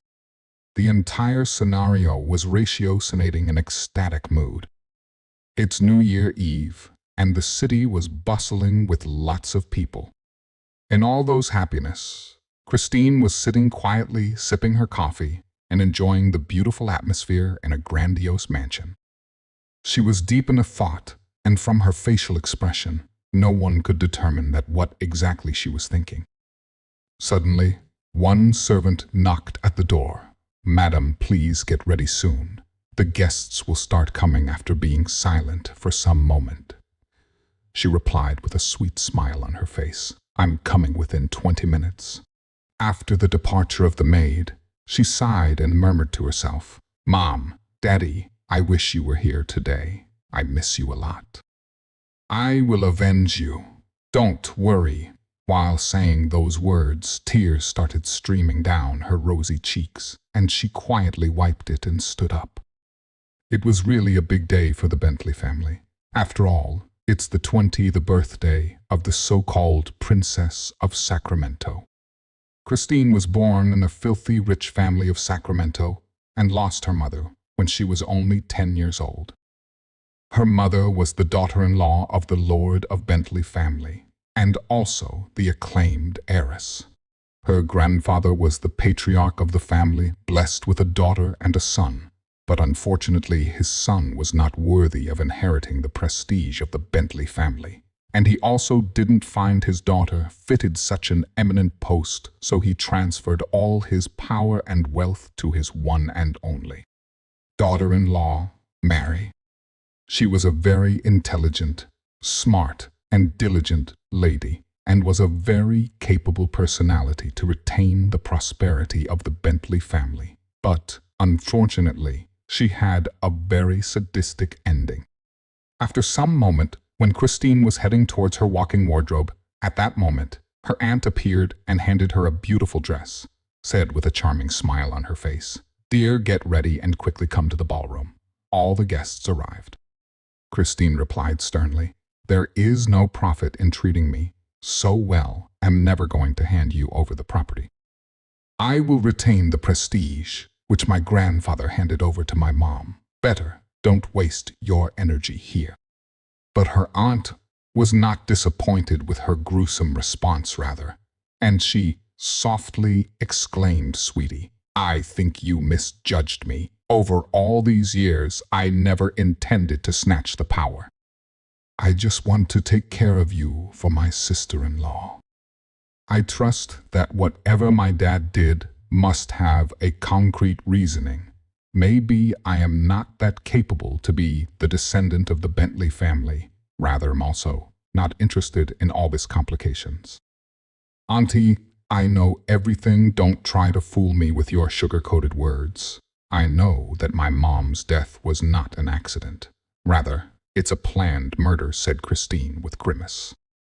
"Fine, let's not talk about this anymore. Get ready soon." Her aunt left, cutting off their conversation halfway. Bentley family was a very rich family which had their business ventures in many parts of the country, and outsiders have no clue that how much money they actually retain. They were a very reputable personality in Sacramento for at least more than 50 years. When Christine's mother inherited the family's wealth, she also proliferated the prosperity. But, unfortunately, she was poisoned, and while her husband was rushing with her to a hospital, they met with a horrific car accident. After years of investigations, no one was found to be the murderer, and the case was closed, but according to Christine's deductions, Her aunt must have done that for acquiring her family treasures. But she had no idea that after devising such a flawless plan, why her aunt still treasured her so much. She could have killed her at any moment. Maybe she was waiting for her 20th birthday after that. She could easily steal everything because before her mother's death, she devised a will that on Christine's 20th birthday, all the property and wealth will be transferred to her. So she decided to choose the easy way of just taking advantage of her innocence and naivety for extracting the wealth without committing any crimes. Thus, no matter how her aunt treated her, she always responded icily. When she entered the ballroom at that instant, the entire room was bustling with lots of guests. She slowly strove towards the center, and soon her aunt declared, "I am very thankful to each and everyone for coming here and blessing Christine. From now on, she will be representing our family and will be known as the matriarch of the Bentley family." As soon as she finished, a thunderous clapping filled the entire room, and Christine was bewilderedly looking at her aunt, because, according to her prospect, her aunt shouldn't be announcing that statement in front of so many people. Detecting her baffled gaze, her aunt whispered to her with a brightening smile, "Congratulations, child. I hope now you can understand that I had no ulterior motives, and I wish that you can successfully promote the prestige of our family in respect of your mom and your grandfather." After she heard her aunt saying those words, her eyes glistened with tears, but she maintained her cold expressions. In the midst of the celebration, suddenly a young and handsome guy approached her with a gentle smile. "Hi, congratulations, Miss Christine." "Thank you so much," she responded blatantly. "I need to talk with you about some important matter. Can you please come with me?" said the man. "You can say it here." "I can't," he responded with a stern expression. "What is it that you can't say here? Are you a hired assassin of my aunt?" asked Christine with a smirk. The man replied with a chuckle, "You are just misunderstanding me. I am not here to cause any harm to you. I just want to disclose a truth to you, and I hope that you will be eager to know it." Christine had a tough exterior, and she never trusts anybody too much, and it was a mere outsider. Her inclinations were quite similar to her mother, and she was much more sensible than any other girls of her age. "Do you think I am a fool?" replied Christine with a cold glare. The man just smiled faintly, and without saying any more words, he handed a photo to Christine and said softly, "Trust me, I won't hurt you. I just want to tell you about your mother." It was a photo of her mother, happily standing beside the man, who was currently in front of Christine. She froze as soon as she saw the photo, and she said out, "Where do you want to go?" The lips of the mysterious man curved into a smile, and he generously added, "Let's go to the nearby cafe, then." Christine nodded and said, "Fine, but am going to bring 2 of my bodyguards." She was not at all ready to lower her guard at any moment. Within half an hour, both of them reached a very low-profile cafe. The bodyguards were waiting outside the cafe. "They choose a table in a corner. Tell me what you want to say," interjected Christine anxiously. Then the man placed a blue-color file on the table and said, "Miss, please have a look upon this paper." Christine quickly grabbed the file and started examining it meticulously. Soon her expression stiffened, and she became more serious than ever. After carefully going through the papers, she was flabbergasted. Detecting her gaze, the man interjected, "Miss, I am very sorry, but yes, it's your father who killed your mother for power." Christine was still not ready to accept the bitter truth, and was looking at the man with glistened eyes. Then the man started foretelling the entire incident. "Your mother was tricked by your father, and she was forced to admit defeat to him only for your safety." Christine said nothing, and was just listening to him while tears were continuously rolling down her cheeks. The man continued, "When you were 10 years old, Your father sent you in an outskirt area, and his forces were so strong that your mother's men was not able to crack. He threatened her with your life, so she was compelled to act according to his instructions. She went to a desolated plot of land under Bentley family's ownership with your father.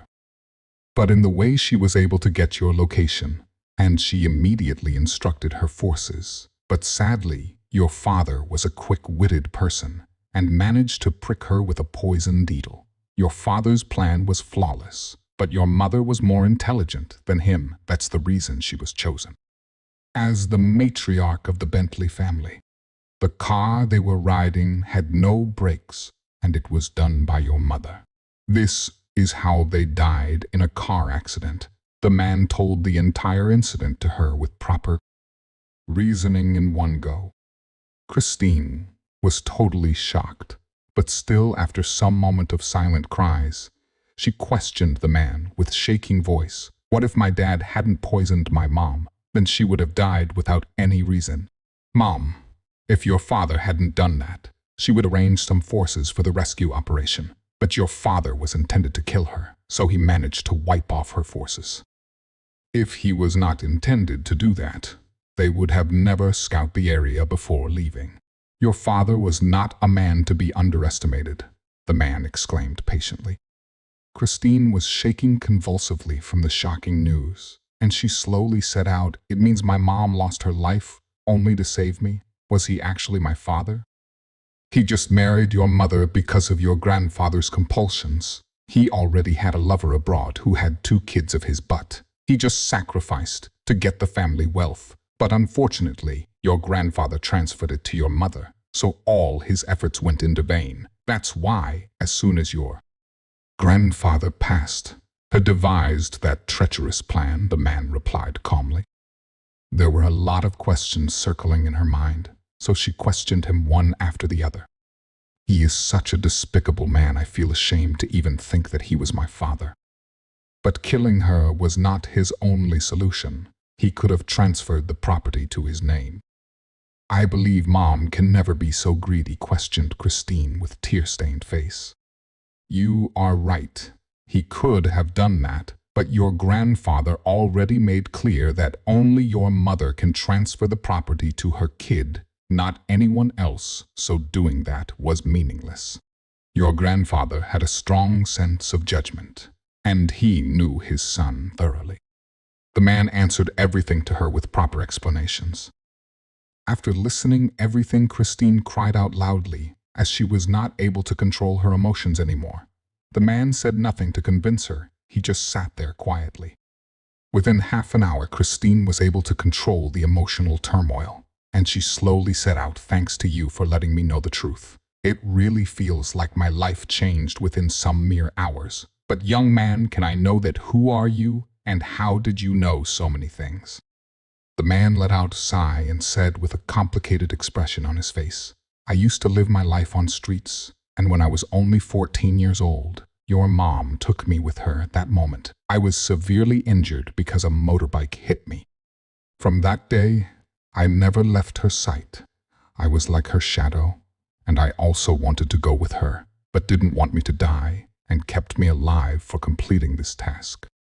She was my only family, my mother, father, sister, and my everything, but I am such a worthless person that I couldn't save her from that demon." As soon as he finished his words, tears rolled down his tough face.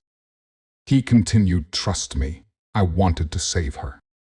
I even went to the cops with these proofs, but sadly nobody trusted me, and I was even sentenced to 5 years of imprisonment by your grandmother for spreading fake accusations on the young master of the Bentley family." "I trust you," said Christine softly. The man blurted out, "Emotionally, you are just like my senior sister." Christine just responded with a faint smile and stood up to leave. But the man said out, "Miss, I need to say you something else." Christine responded with a baffled expression. "What is it?" The man exclaimed with utmost sincerity, "Do you want to talk with your mother?" Hearing his question, Christine froze for some moment, then triumphantly responded, Is it really possible? She got to know a lot of things so suddenly. On her 20th birthday, everything feels like a blow to her. The man replied, I hope you know that senior sister was very interested in the research about the life after death. She used to know a lot of things about that field, and I also learned many things from her.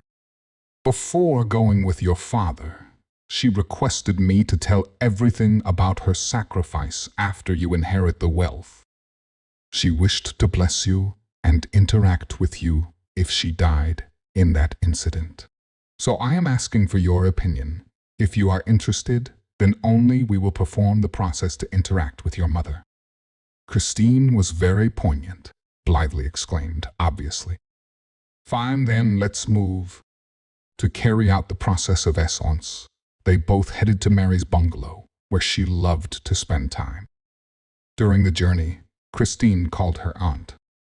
Hello, Christine. Where are you? Why you left in the middle of the celebration? Her aunt questioned out of concern. Aunt, I'm fine. I just came to meet up with a friend. Aunt, sorry for everything I said to you all these years. I know that you care for me, and I love you, she said with a shaky voice. Her aunt was totally bewildered with her response and sensed something was wrong, so she quickly replied, Silly child, where are you? Come home soon. I will be waiting for you. She hung up the call. Soon they reached the bungalow, and everything was already prepared. That man was going to be the host of the process. The entire room was dark. Only one candle was lighted. The entire atmosphere was very eerie, and she could feel the goosebumps all over her body.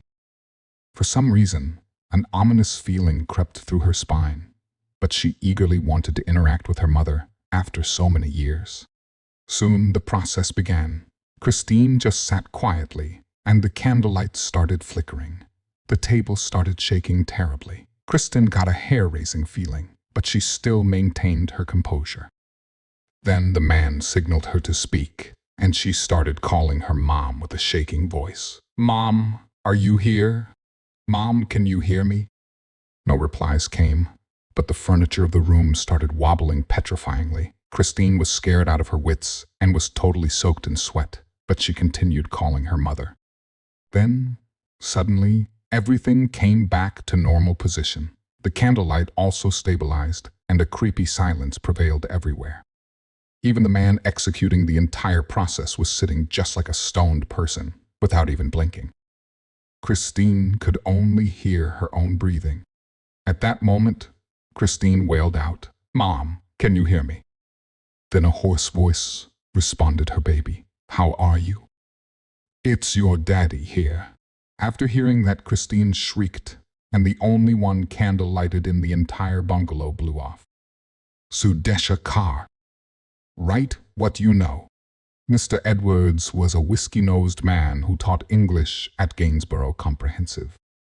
He wore a green tweed jacket with leather elbow patches and was pretty crazy at the best of times, but today he was in overdrive. He scribbled his literary tip for the day across the blackboard in 4 giant powdery words. When he'd written the last one, he underlined it several times with a piece of red chalk and turned to face the class. Write. What? You? No. Edwards was emphatic. He spoke as if each word was a separate sentence, thumping his fist beneath his story-writing commandment as he retraced his steps. If you want to be a successful writer, then take heed. He stood before the class and looked at the students the way a farmer might observe his failed crops after the wettest summer on record. Morgan Wainwright yawned. He was busy writing on his desk. Nothing as profound as Edward's teachings, but still pretty impressive stuff. He had a knack for making words seem like they rhymed with other words, when they clearly didn't, especially rude ones. His head was down, dark hair dangling. He never even heard the teacher coming. Edward strolled across the wooden floorboards, hands behind his back. He put on his spectacles and leaned over the unsuspecting student. Morgan looked up, cheeks flushed. Toilet humor. Most amusing. Edwards studied the boy's desktop ramblings through narrowed eyes. Tell me, boy, have you actually listened to anything I've said this afternoon? Morgan said nothing. I'll take that as a no. The unfazed and unsmiling Mr. Edwards pointed at the blackboard. I want you to write me an essay, and you need to possess a comprehensive understanding of the subject that you are writing about. Let's make it 1,000 words. No, let's be generous and make it 2,000. On my desk first thing tomorrow. And you need to be damn sure you know what you are talking about, boy, or I will find out and your miserable life will not be worth living. A cold October evening, pint in hand, and I'm sitting in the Red Lion pub. It's pissing down outside. The place reeks of cannabis and damp leather, and the DJ's got big hair and flares. I swore I'd never go to a school reunion, but here I am in a darkened corner getting depressed and thinking how old everyone got. I don't like the past, and I definitely don't like people from the past popping up in the present. I'm in my 50s. For Christ's sake, divorce and debt kicking me in the balls for ticking all the wrong boxes in life. Why would I want to be reminded of when life was even worse? Through the dancing crowd, I see the mannequin figure of Morgan Wainwright, turquoise cocktail and shirt to match. He found me on Facebook and persuaded me to come tonight. That's the only reason I'm here. He used to sit next to me in English lessons. Spent most of his time writing obscene limericks on his desk. He sees me staring and wanders over. David. He raises his glass and smiles. How you doing? I'm a bit drunk, I say. But I got married once. Morgan looks interested. Any kids? Yeah, but it wasn't mine, so I'm kind of unmarried these days. Oh. Morgan sips his drink. 2, 4, 6, 8 by the Tom Robinson Band throbs through the sticky atmosphere, and the crowd rocks the joint like it's 1977 all over again. Morgan looks around, starts pointing out people I don't recognize with names I've never heard of. The more he talks, the more he reminds me of how much I hated school. He's all rose-tinted glasses and bubbling with bullshit anecdotes about the good old days and how much simpler life was back then. You're talking like you enjoyed it, I say. It wasn't that bad. What about Mr. Edwards? You gotta remember that bastard. I do. Morgan's face darkens. Got stabbed to death in the park. Not that I give a shit. He fucking deserved it. I reckon loads of people wanted him dead. Most of them were school kids. And he was queer. The words spill from my lips before I even think about what I'm saying. Not that I care about any political correctness crap, but I know Morgan is gay, and he's the sort of guy who probably does. I don't want to offend him. He's the only reason I came tonight. Who told you that? He asks. He just was. It's a crap answer, and Morgan knows it. He flutters his fingers at a group of women dancing around their handbags. It might as well be witches around a cauldron, judging by the state of them. 47 stab wounds. I eyeball the crowd and examine the faces to see which ones might fit in my mesh of a memory. I'm not bothered to ask who anybody is because I don't care. I've already found who I'm looking for. Throat, chest, and groin. Ripped to fucking ribbons that bastard was. I've still got all the newspaper reports. I remember it, Morgan says. So do I. Same day, he made you write that story for scribbling on your desk. Morgan nods. Shame he wasn't around to read it. Best thing I ever wrote. It was nothing unusual for Mr. Edwards to go for a late-night walk. It helped him unwind and forget his troubles for a while. But tonight, he was struggling. He couldn't stop thinking about that obnoxious boy and the obscenities he'd carved into his desk. The boy had talent. Why be so damn negative about it? Edwards sighed, head bowed, glazed eyes glinting above the silk scarf wrapped across his lower face. He wore a hat and long coat, like the invisible man dressed when he wanted people to see him. Ironic, because the last thing Edwards needed was to draw attention to himself. Imagine being recognized at this late hour, especially by one of his students. They'd want to know where he was going, what he was up to. He hurried down the street, hands in pockets, breath swirling in steamy clouds beneath the streetlights. Hey-ho! Unsteady on his feet, he crossed the road, entered the park, and wandered into the darkness. I lost my virginity to Jenny Jones at the summer disco. Last year of school. She looks older now, and much rounder, but she's still fucking voluptuous. That's a word I learned from Mr. Edwards. Not the word fucking, although he did give us a lecture on swearing once. I mean the word voluptuous. It means sexy, but that's not quite the way he explained it. He said it was directed toward or concerned with sensuous enjoyment and sensual pleasure. He meant sexy. Jenny weaves through the party, dancing in a black dress that looks sprayed on with bitumen. She escapes the crowd, her dance turning into a kind of hip-swaying feline walk. And what are you boys plotting? The sweetness of her voice hits a long-lost nerve somewhere deep inside of me, and I remember I loved her once, before the 5-second fuck behind the school hall. The spark kind of went after that. How you doing, Jen? Morgan asks. I'm well, thanks, she says. How about you? We're discussing the untimely demise of Mr. Edwards.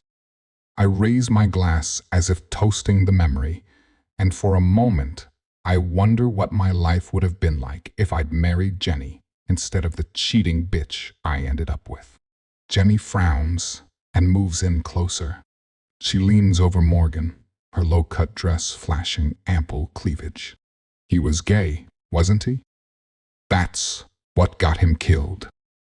Morgan rolls his eyes, checks his watch. Mr. Edwards could always find someone at this time of night. Kids out to make a few quid for not much work. Glue sniffers, usually. He didn't trouble himself with the morals of prostitution or underage sex. It was business, after all. Supply and demand. Basic economics. That's how capitalism worked. Edwards hummed random notes beneath his breath, the wet grass splashing beneath his feet. He thought of the boy writing on the desk. He wondered what the boy would write about in his essay tonight, and his cock jumped at the idea it might be 2,000 words of pure filth. Content with the thought, Edwards marched deeper into the darkness, toward the toilets behind the tennis courts. He approached the block building, a concrete square, metal grids bolted on the windows. It looked like a Nazi gas chamber. The glow of fluorescent light streamed through the open doorway, where a figure leaned against the wall, cigarette in hand. A plume of smoke poured from the boy's lips. He was in profile, a silhouette in the night. One leg bent, the sole of his foot flat on the wall. He turned his head. You looking for business, mate? Edward's pulse quickened. Blow job, 10 quid. Cigarette smoke swirled around the boy's head. You want it? Edwards unbuttoned his coat, unzipped his pants, hat, and scarf, still masking his face. Yes, please. The boy stepped out the doorway, boot heels clicking on the paving. He flicked the cigarette into the darkness, and walked with the same deliberate pace a certain teacher might use when creeping up on an unsuspecting student.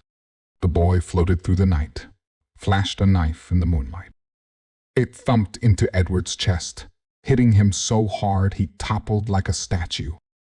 And the boy was on him in a frenzied pummeling of serrated blade and torn flesh. They grappled like mud wrestlers, only this mud was warm and sticky and smelled like copper pennies. Jenny disappears as mysteriously as she emerged. Back on the dance floor, she flirts with some guy wearing star-shaped sunglasses and a stick-on mohawk.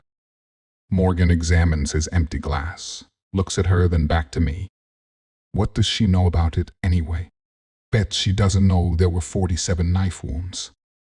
I look at Morgan the way I used to look at Mr. Edwards after reading a word I wasn't sure how to pronounce. You know, they never even found his fucking cock. Morgan narrows his eyes, leans across the table. He looks haunted, as if he deals with people recalling gruesome homicides every day of his life. Did they really put that in the newspapers? Urban myth. I touch his fingers, cold and stiff.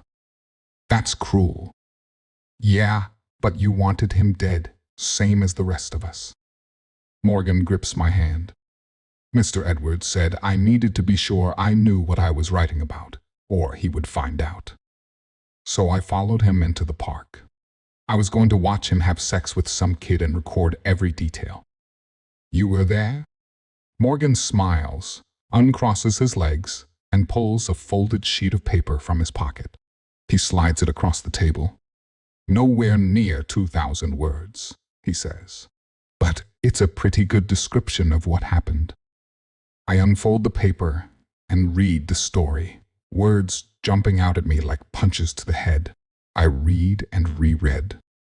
Double-check the details. All written down in black and white. Every gory detail. He saw it all. No one knows what you did. Morgan pulls the paper from my fingers, a cigarette lighter in his other hand. The flame is alight, already licking at the corner of his work. It takes hold, blue and orange, dancing in the dark. Best it stays that way. 2. Dying perfume. Sleep paralysis is a devastating condition. I was 7 when I first had sleep paralysis. My mother tucked me in that night. I could remember the citrus fragrance of her perfume. Her scent would always comfort me. After she tucked me in, I quickly drifted off to sleep. The night seemed quiet, but the peaceful atmosphere in my bedroom didn't last. I woke up around midnight. A smothering sweat drenched my little body. I couldn't move my arms and legs. I could only move my eyes and my lips. It took my eyes some time to adjust to the thick darkness in my room. While my eyes were struggling to see, that's when I heard it. I could hear it snorting. A dreadful feeling came over me when I heard the inhuman sound. I could see someone standing in my closet after my eyes adjusted. It peeked at me from behind my closet door. It stood there for a minute, snorting at me. When it lurched out of my closet, I finally saw its full body shape. Its elongated arms stretched out like tree branches. It was tall, but it had a feminine shape. It looked like a deformed 7-foot-tall naked woman.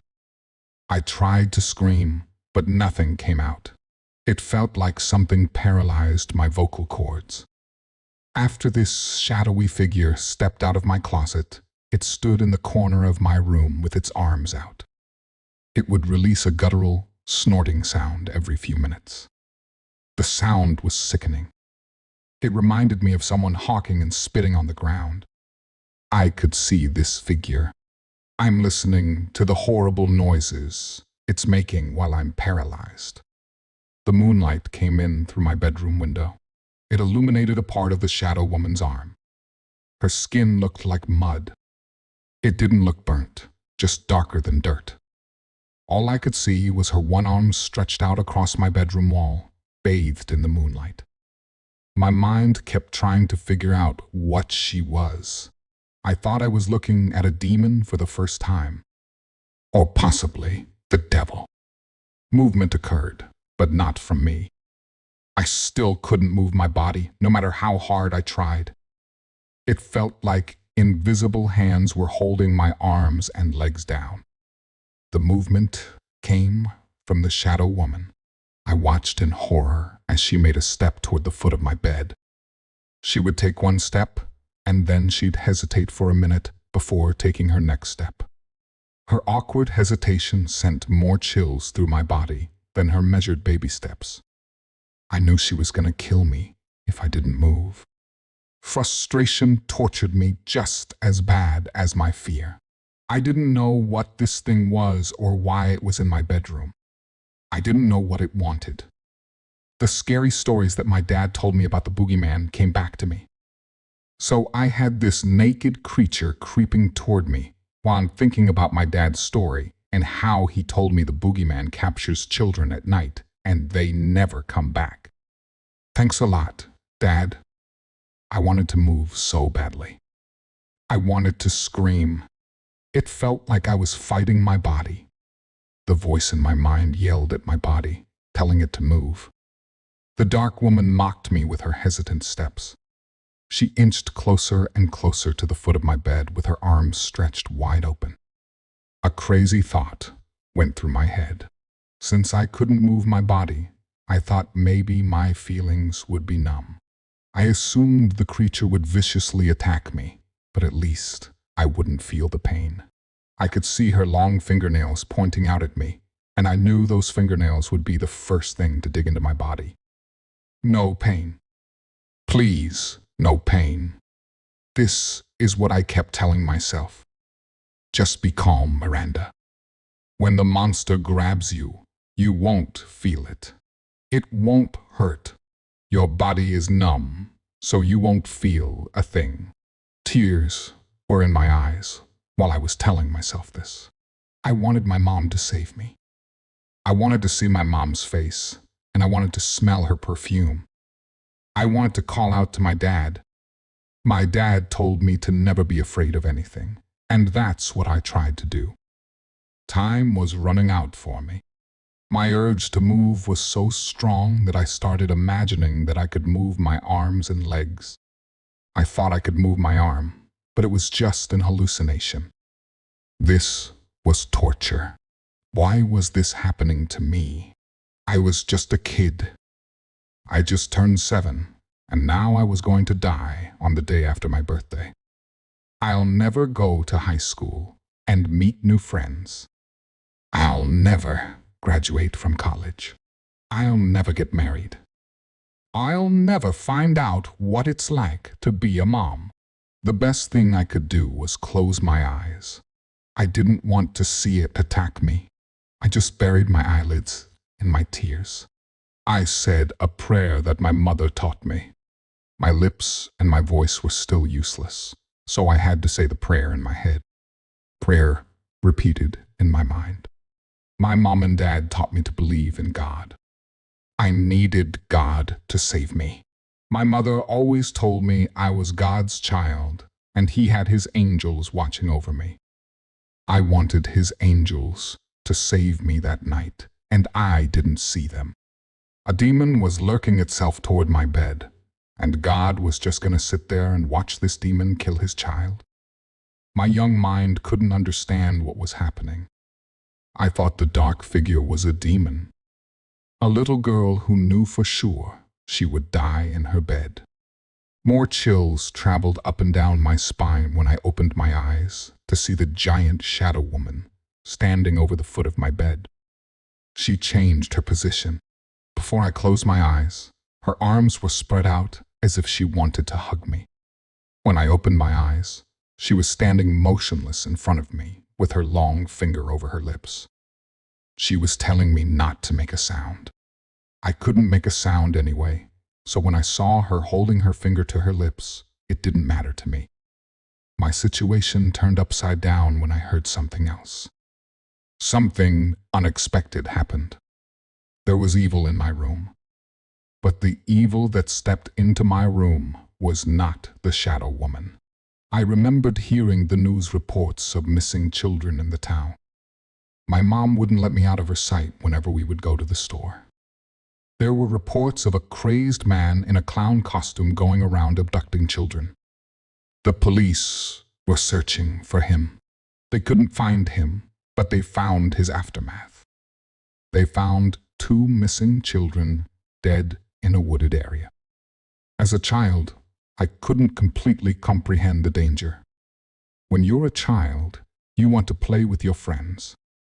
I wanted to play with the other little girls in the neighborhood. But my mom would always keep me close to her side. On my birthday, I went to an amusement park, but I couldn't enjoy myself because I would go from being in my mom's arms to being in my dad's arms, constantly being carried around the park like a doll. I hated this smothering, overprotective behavior from my mother. She passed her paranoia to my father, who would normally allow freedom in my playtime. My childhood freedom ended for a little while because of this child-killing bastard. Somehow the killer entered our home through the basement window. He stayed hidden in our home for 2 days. This is how he broke into other people's homes, and he would hack into alarm systems and shut them off. Most of the missing children news reports involved children being taken from their homes in the dead of night without their parents even knowing what happened. A few days later, they'd find out that their child's naked body was found in a nearby pond or in a dumpster. Mothers and fathers were losing their babies to a middle-aged, 6'5", 250-pound psychopath in a clown outfit. We didn't know that the psychopath clown broke into our home 2 days ago and was hiding in the basement. I was the only child, so he thought one little girl in the house would be easy prey. He picked the wrong house that night. I heard him creeping down the hallway right outside my bedroom door. His footsteps were quiet but clumsy. The hardwood floor in the hall would always creak. My bedroom door creaked open, and I saw this tall shadow standing hunched over in my doorway. I remembered hearing my pounding heart. My eyes shifted between the killer clown and the dark shadow woman. I couldn't believe I was seeing these 2 nightmarish figures standing in my bedroom. One figure was evil, while the other was good. I saw his clown makeup. He had a red-painted nose, and he wore a pair of sunglasses over his chalky white face. I could see he had a beard. He had on a pink afro wig, and he was shirtless. He had an imposing physique, like a wrestler. I also saw a massive tattoo of a wolf's face on his chest. The large butcher knife he clutched in his right hand immediately caught my eyes. Even in the darkness, I could see the knife's serrated blade gleaming. He was so big that he blocked out my doorway. I didn't know what to do. There was nothing I could do but just lay there, helpless.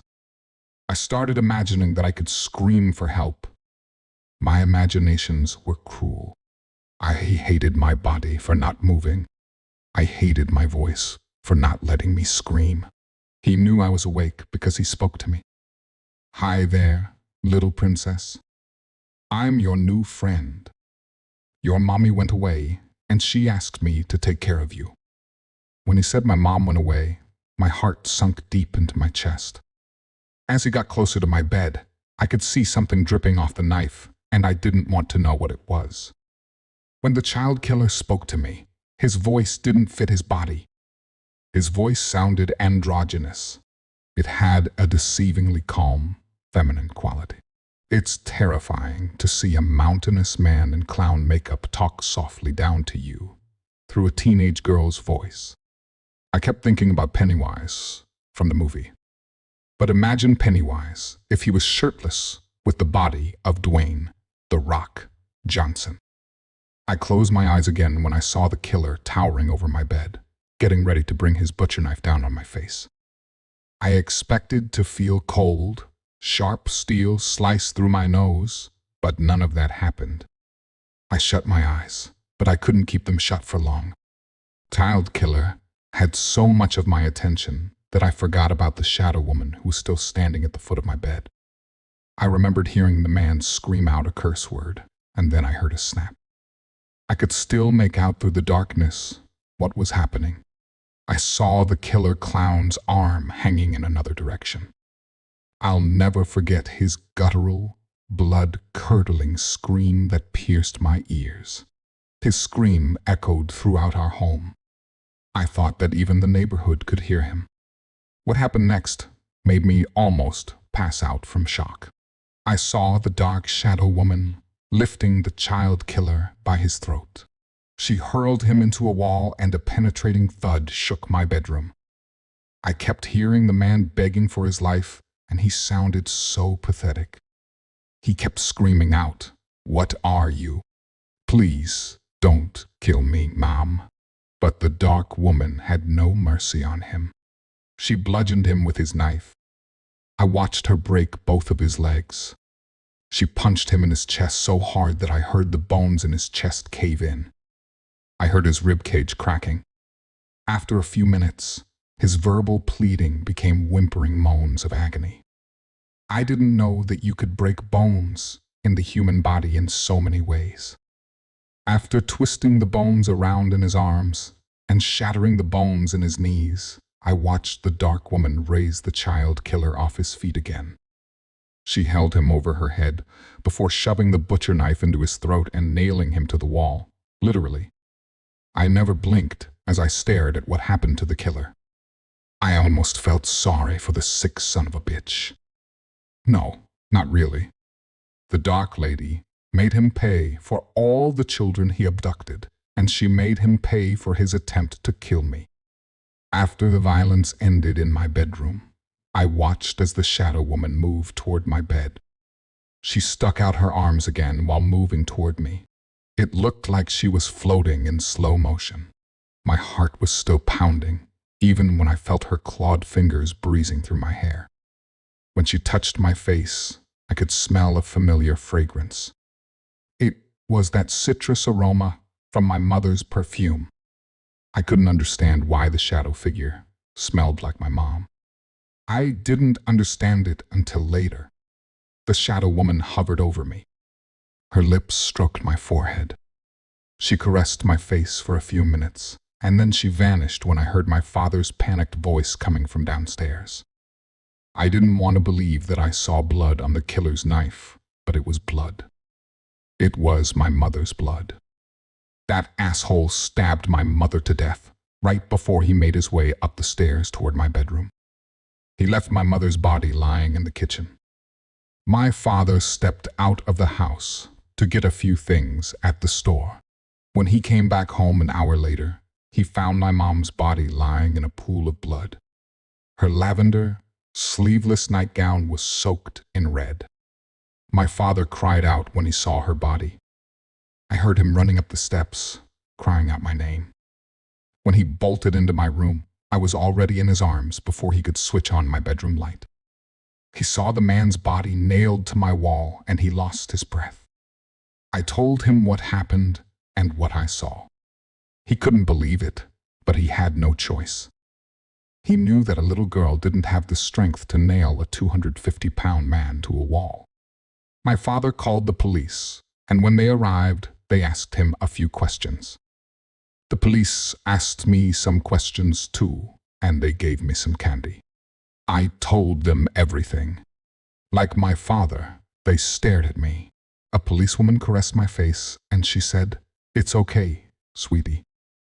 You just had a traumatic experience. Who you saw in your bedroom was just a good Samaritan wearing a dark costume." None of the police officers believed that I saw a dark shadow woman. They all believed that my trauma caused me to hallucinate. They even told me I might have seen my father killing the man, and I told them that my father wasn't in the house. I heard him telling my mother that he was going to the store. I heard him kiss my mom before leaving the house. Those cops couldn't believe my story. They had tons of sympathy for me, but I wanted my mother more than their sympathy. I missed my mother, I couldn't stop thinking about her fragrance. I found the perfume she wore while moving some boxes around in my attic. That sweet fragrance took me back to that night. I believe the dark figure I saw in my bedroom that night was my mother, a dead version of her. I'm 36 years old now, and I think about my mom every day. I got married to a kind and beautiful man, and we had a son. My little boy is 5 years old, and he has his mom's hazelnut eyes and his daddy's lips and dimples. I try to be an excellent mother, and I'm very protective over my little one, just like my mother was protective over me. Every night, I tuck my son into bed, and I read him a bedtime story. One night, I told him about what happened to his mom when she was 7 years old. He looked scared after I told him the story. My son is afraid of the dark, but I told him not to worry. I told him that a mother's love and protection can reach beyond death. I told him I'd always be there to protect him. I told my baby not to be frightened if he sees a dark, shadowy woman standing in the corner of his bedroom. I told him she'll watch over him while he sleeps. I also told him not to panic if he wakes up suddenly, unable to move his body. Sleep paralysis is scary at first, but I told my baby that his paralysis will be a sign, letting him know that the shadow woman is there to protect him from the things that go bump in the night. There was one thing I didn't tell my little boy. I didn't tell him that the dark, shadowy woman standing in the corner of his bedroom might be his mommy. If she dies the way her mother did. There are some places in this world where it would be forgivable to believe you may have stepped through a rift in time, where it can seem that the passage of decades goes by pleasantly unobserved by the denizens that occupy them, while also being small enough to remain unnoticed by the areas surrounding them. Other places seem to exude an almost otherworldly energy, whether it is overwhelmingly positive or unshakably negative, depends entirely on who you ask, of course. Over the past few years, I'd spent much of my time enjoying the many offerings found in the bustling cities up north.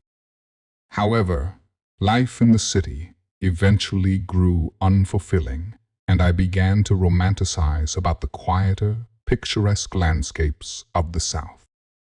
I daydream about finding a place not so far removed from nature, a place where the spirit of nature could still thrive. I had no earthly idea what I was in for.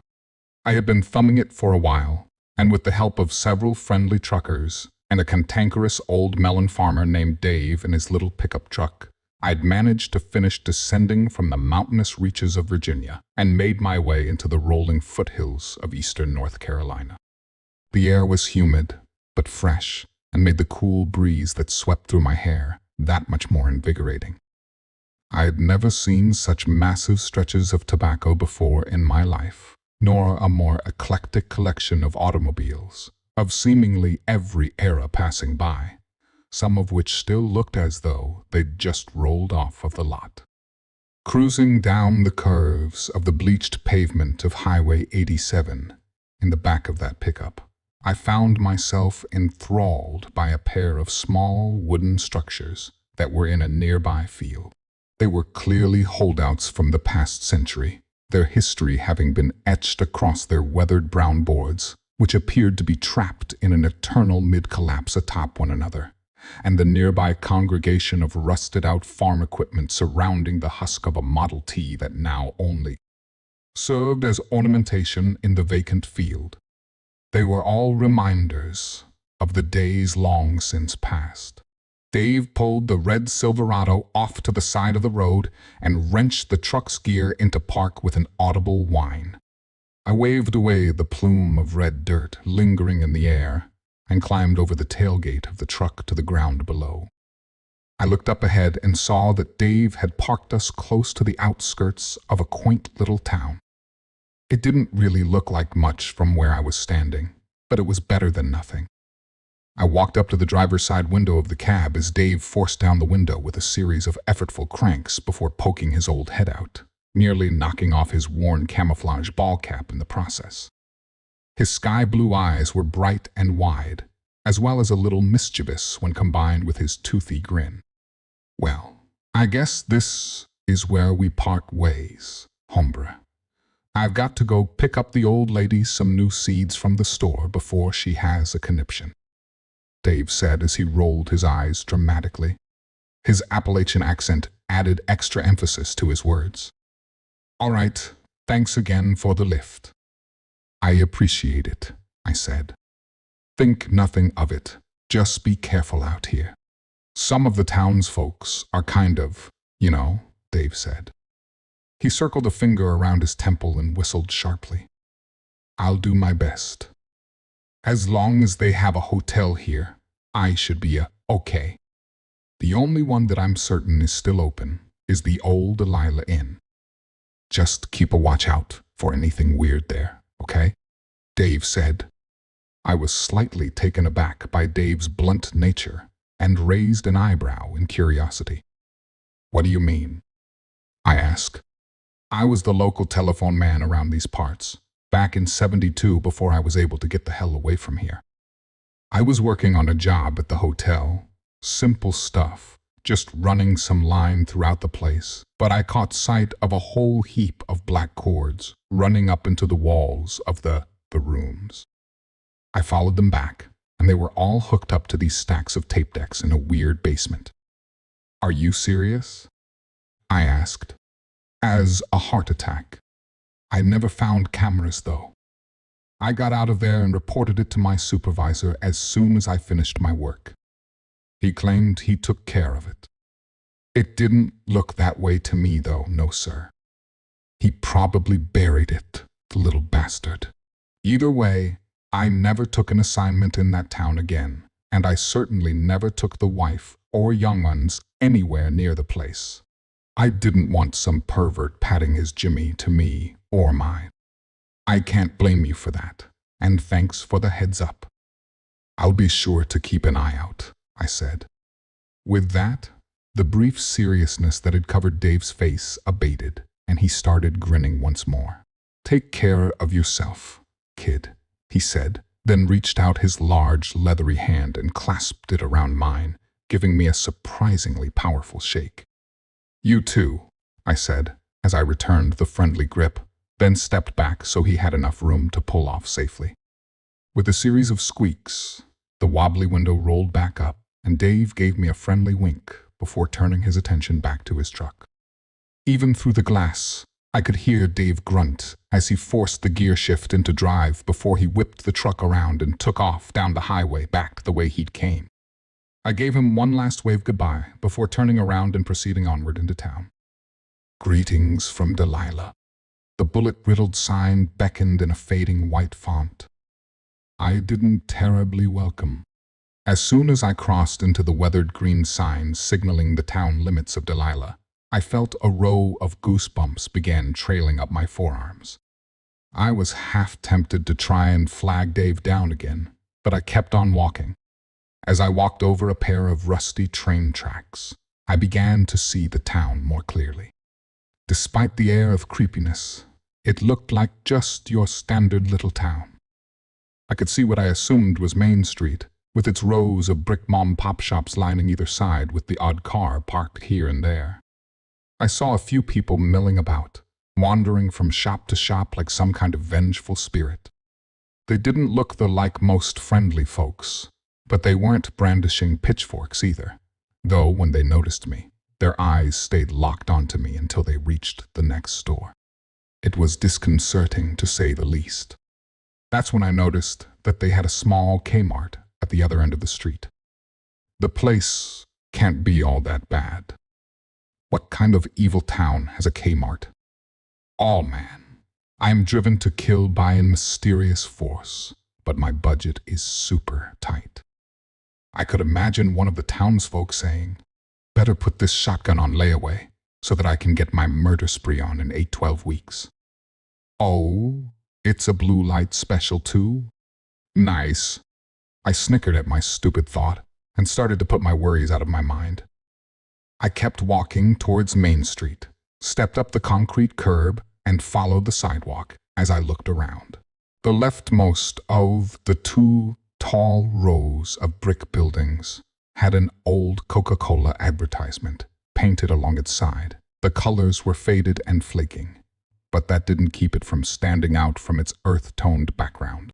The windows of the various shops all seemed to be stained dark. It reminded me of Sweet. In between the buildings, I could see a dilapidated church on a small hill, sitting not too far away from here, maybe a quarter of a mile away. That's where most of the townsfolk seemed to be, despite it being a Tuesday. The one car that passed by me during my little stroll was rather unremarkable, a little powder blue Oldsmobile that unobtrusively puttered down the quiet road.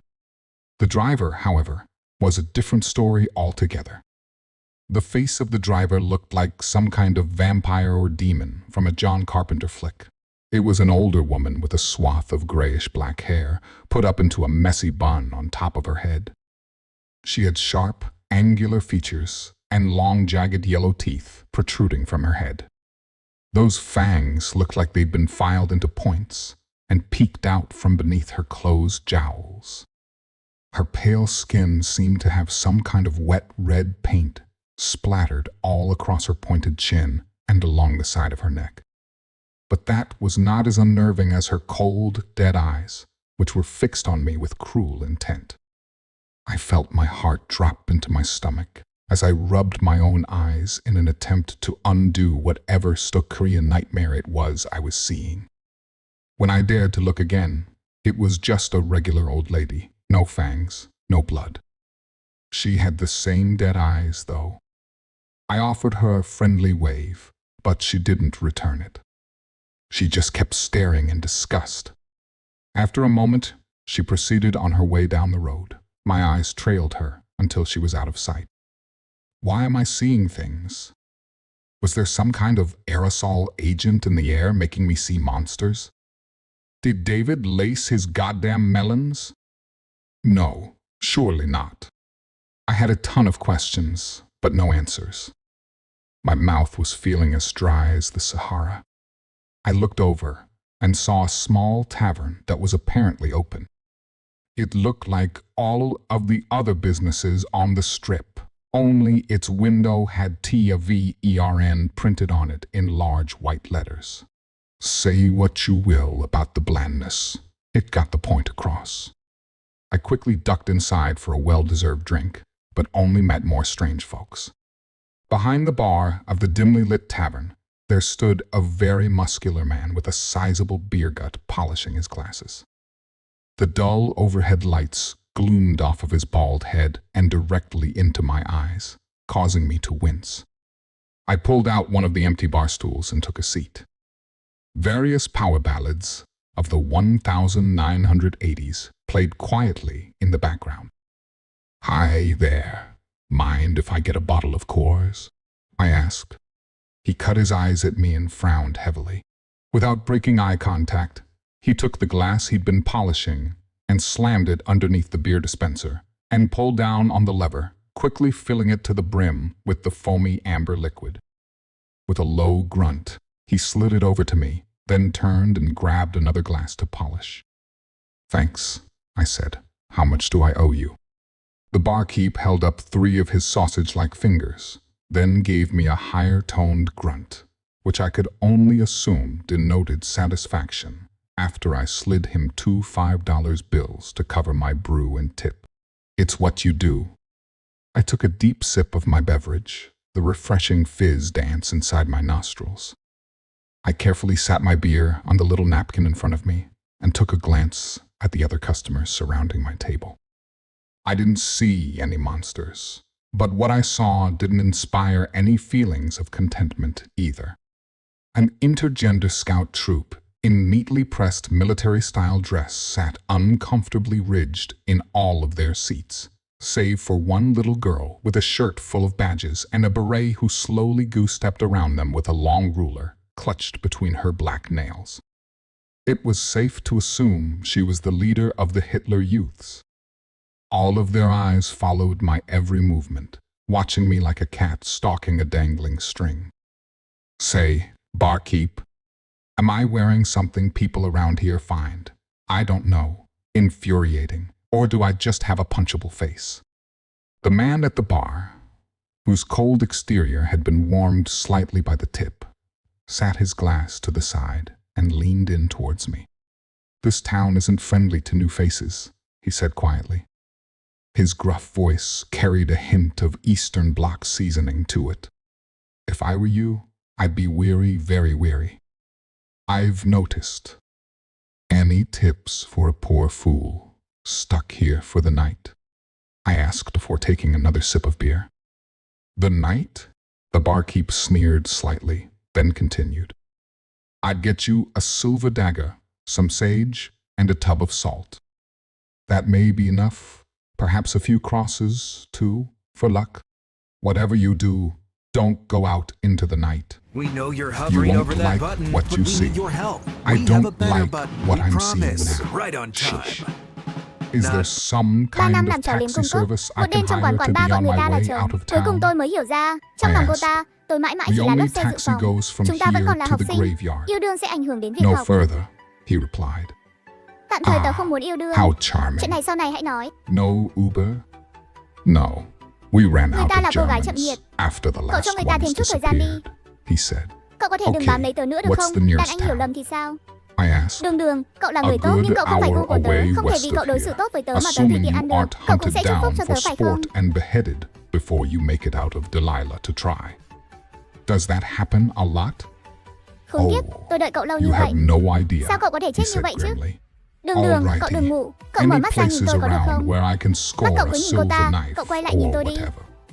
Tôi I đây, asked. tôi vẫn luôn ở đây. Despite my flippant Đừng attitude, bỏ tôi lại một mình, I'm tôi xin drenched cậu in đấy. sweat. Giây phút The đó tôi mới hiểu barkeep ra, thì sighed ra and mình cũng passed me từng là a nam small mình trong lòng silver người khác. knife beneath a cloth napkin, like he was selling me drugs or something.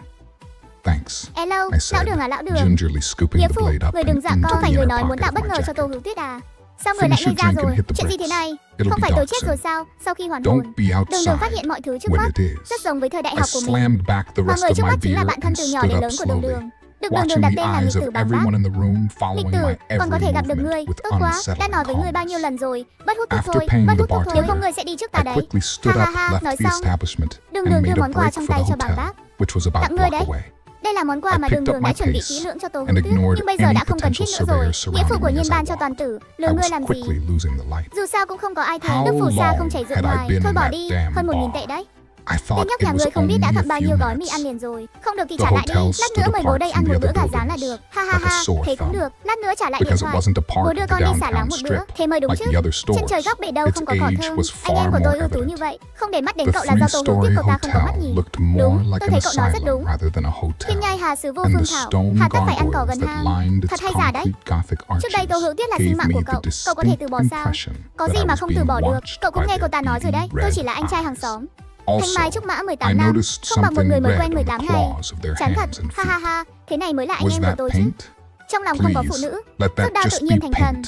Đừng nói I nhảm nữa. quickly Đi pushed thôi. past the pair of Đi glass đâu? doors and Đừng nói made với tôi my là way cậu còn into muốn the đi tìm tôi hữu vestibule tuyết of đấy. the hotel. Ha ha. Đương nhiên I là về walked ký túc xá past ngủ một giấc all rồi. manner Dậy of sớm thế fancy này. ornament Buồn ngủ chết mất. and Chiều reached nay the còn có tiết reception học nữa. desk, where a Đường, strange bây giờ cậu man có in a rảnh blood không? red suit stood rather Không có, oddly, tôi hữu tiếc as nhìn if cuộc gọi he'd bị been ngắt. fused to that very Cả spot. người đều ngây ra. Anh ta He cúp máy wore a rồi. Anh golden ta dám name cúp máy của tag mình. on his Hữu lapel, Tuyết, thế nào with rồi? Tom Đường có etched đồng ý into giúp ký it túc xá in chúng one ta of bài tập those nhóm không? annoyingly overly Tất nhiên là đồng fancy ý rồi. scripts. Lời của Hữu Tuyết chúng ta đối His với đường đường tired chính là thánh gaze chỉ. trailed me as well, Anh ta còn có but thể his kháng chỉ intent sao? seemed to Đúng have vậy, been đúng vậy. job-related Hữu Tuyết chỉ cần rather nói than 2 ngày không murderous. thèm để ý đến anh ta là anh ta Good chấn lắm đất evening. lở rồi. How can Làm một I bài be tập of chuyên đề thì có là service? gì? Tom Ha ha asked. ha ha. Anh It ấy was nói anh ấy hard to không có thời gian. differentiate if he had a Hình như đang speech ngủ. impediment or Giấc ngủ was nào just a quan trọng native bằng bài tập French nhóm của speaker. ký túc xá chúng ta chứ? Maybe Cậu mau bảo anh both. ta dậy làm việc đi. I Lời skipped của cậu the anh ta nhất định pleasantries sẽ and nghe. Nhưng anh procured ấy a đã cúp room điện as thoại quickly rồi. as I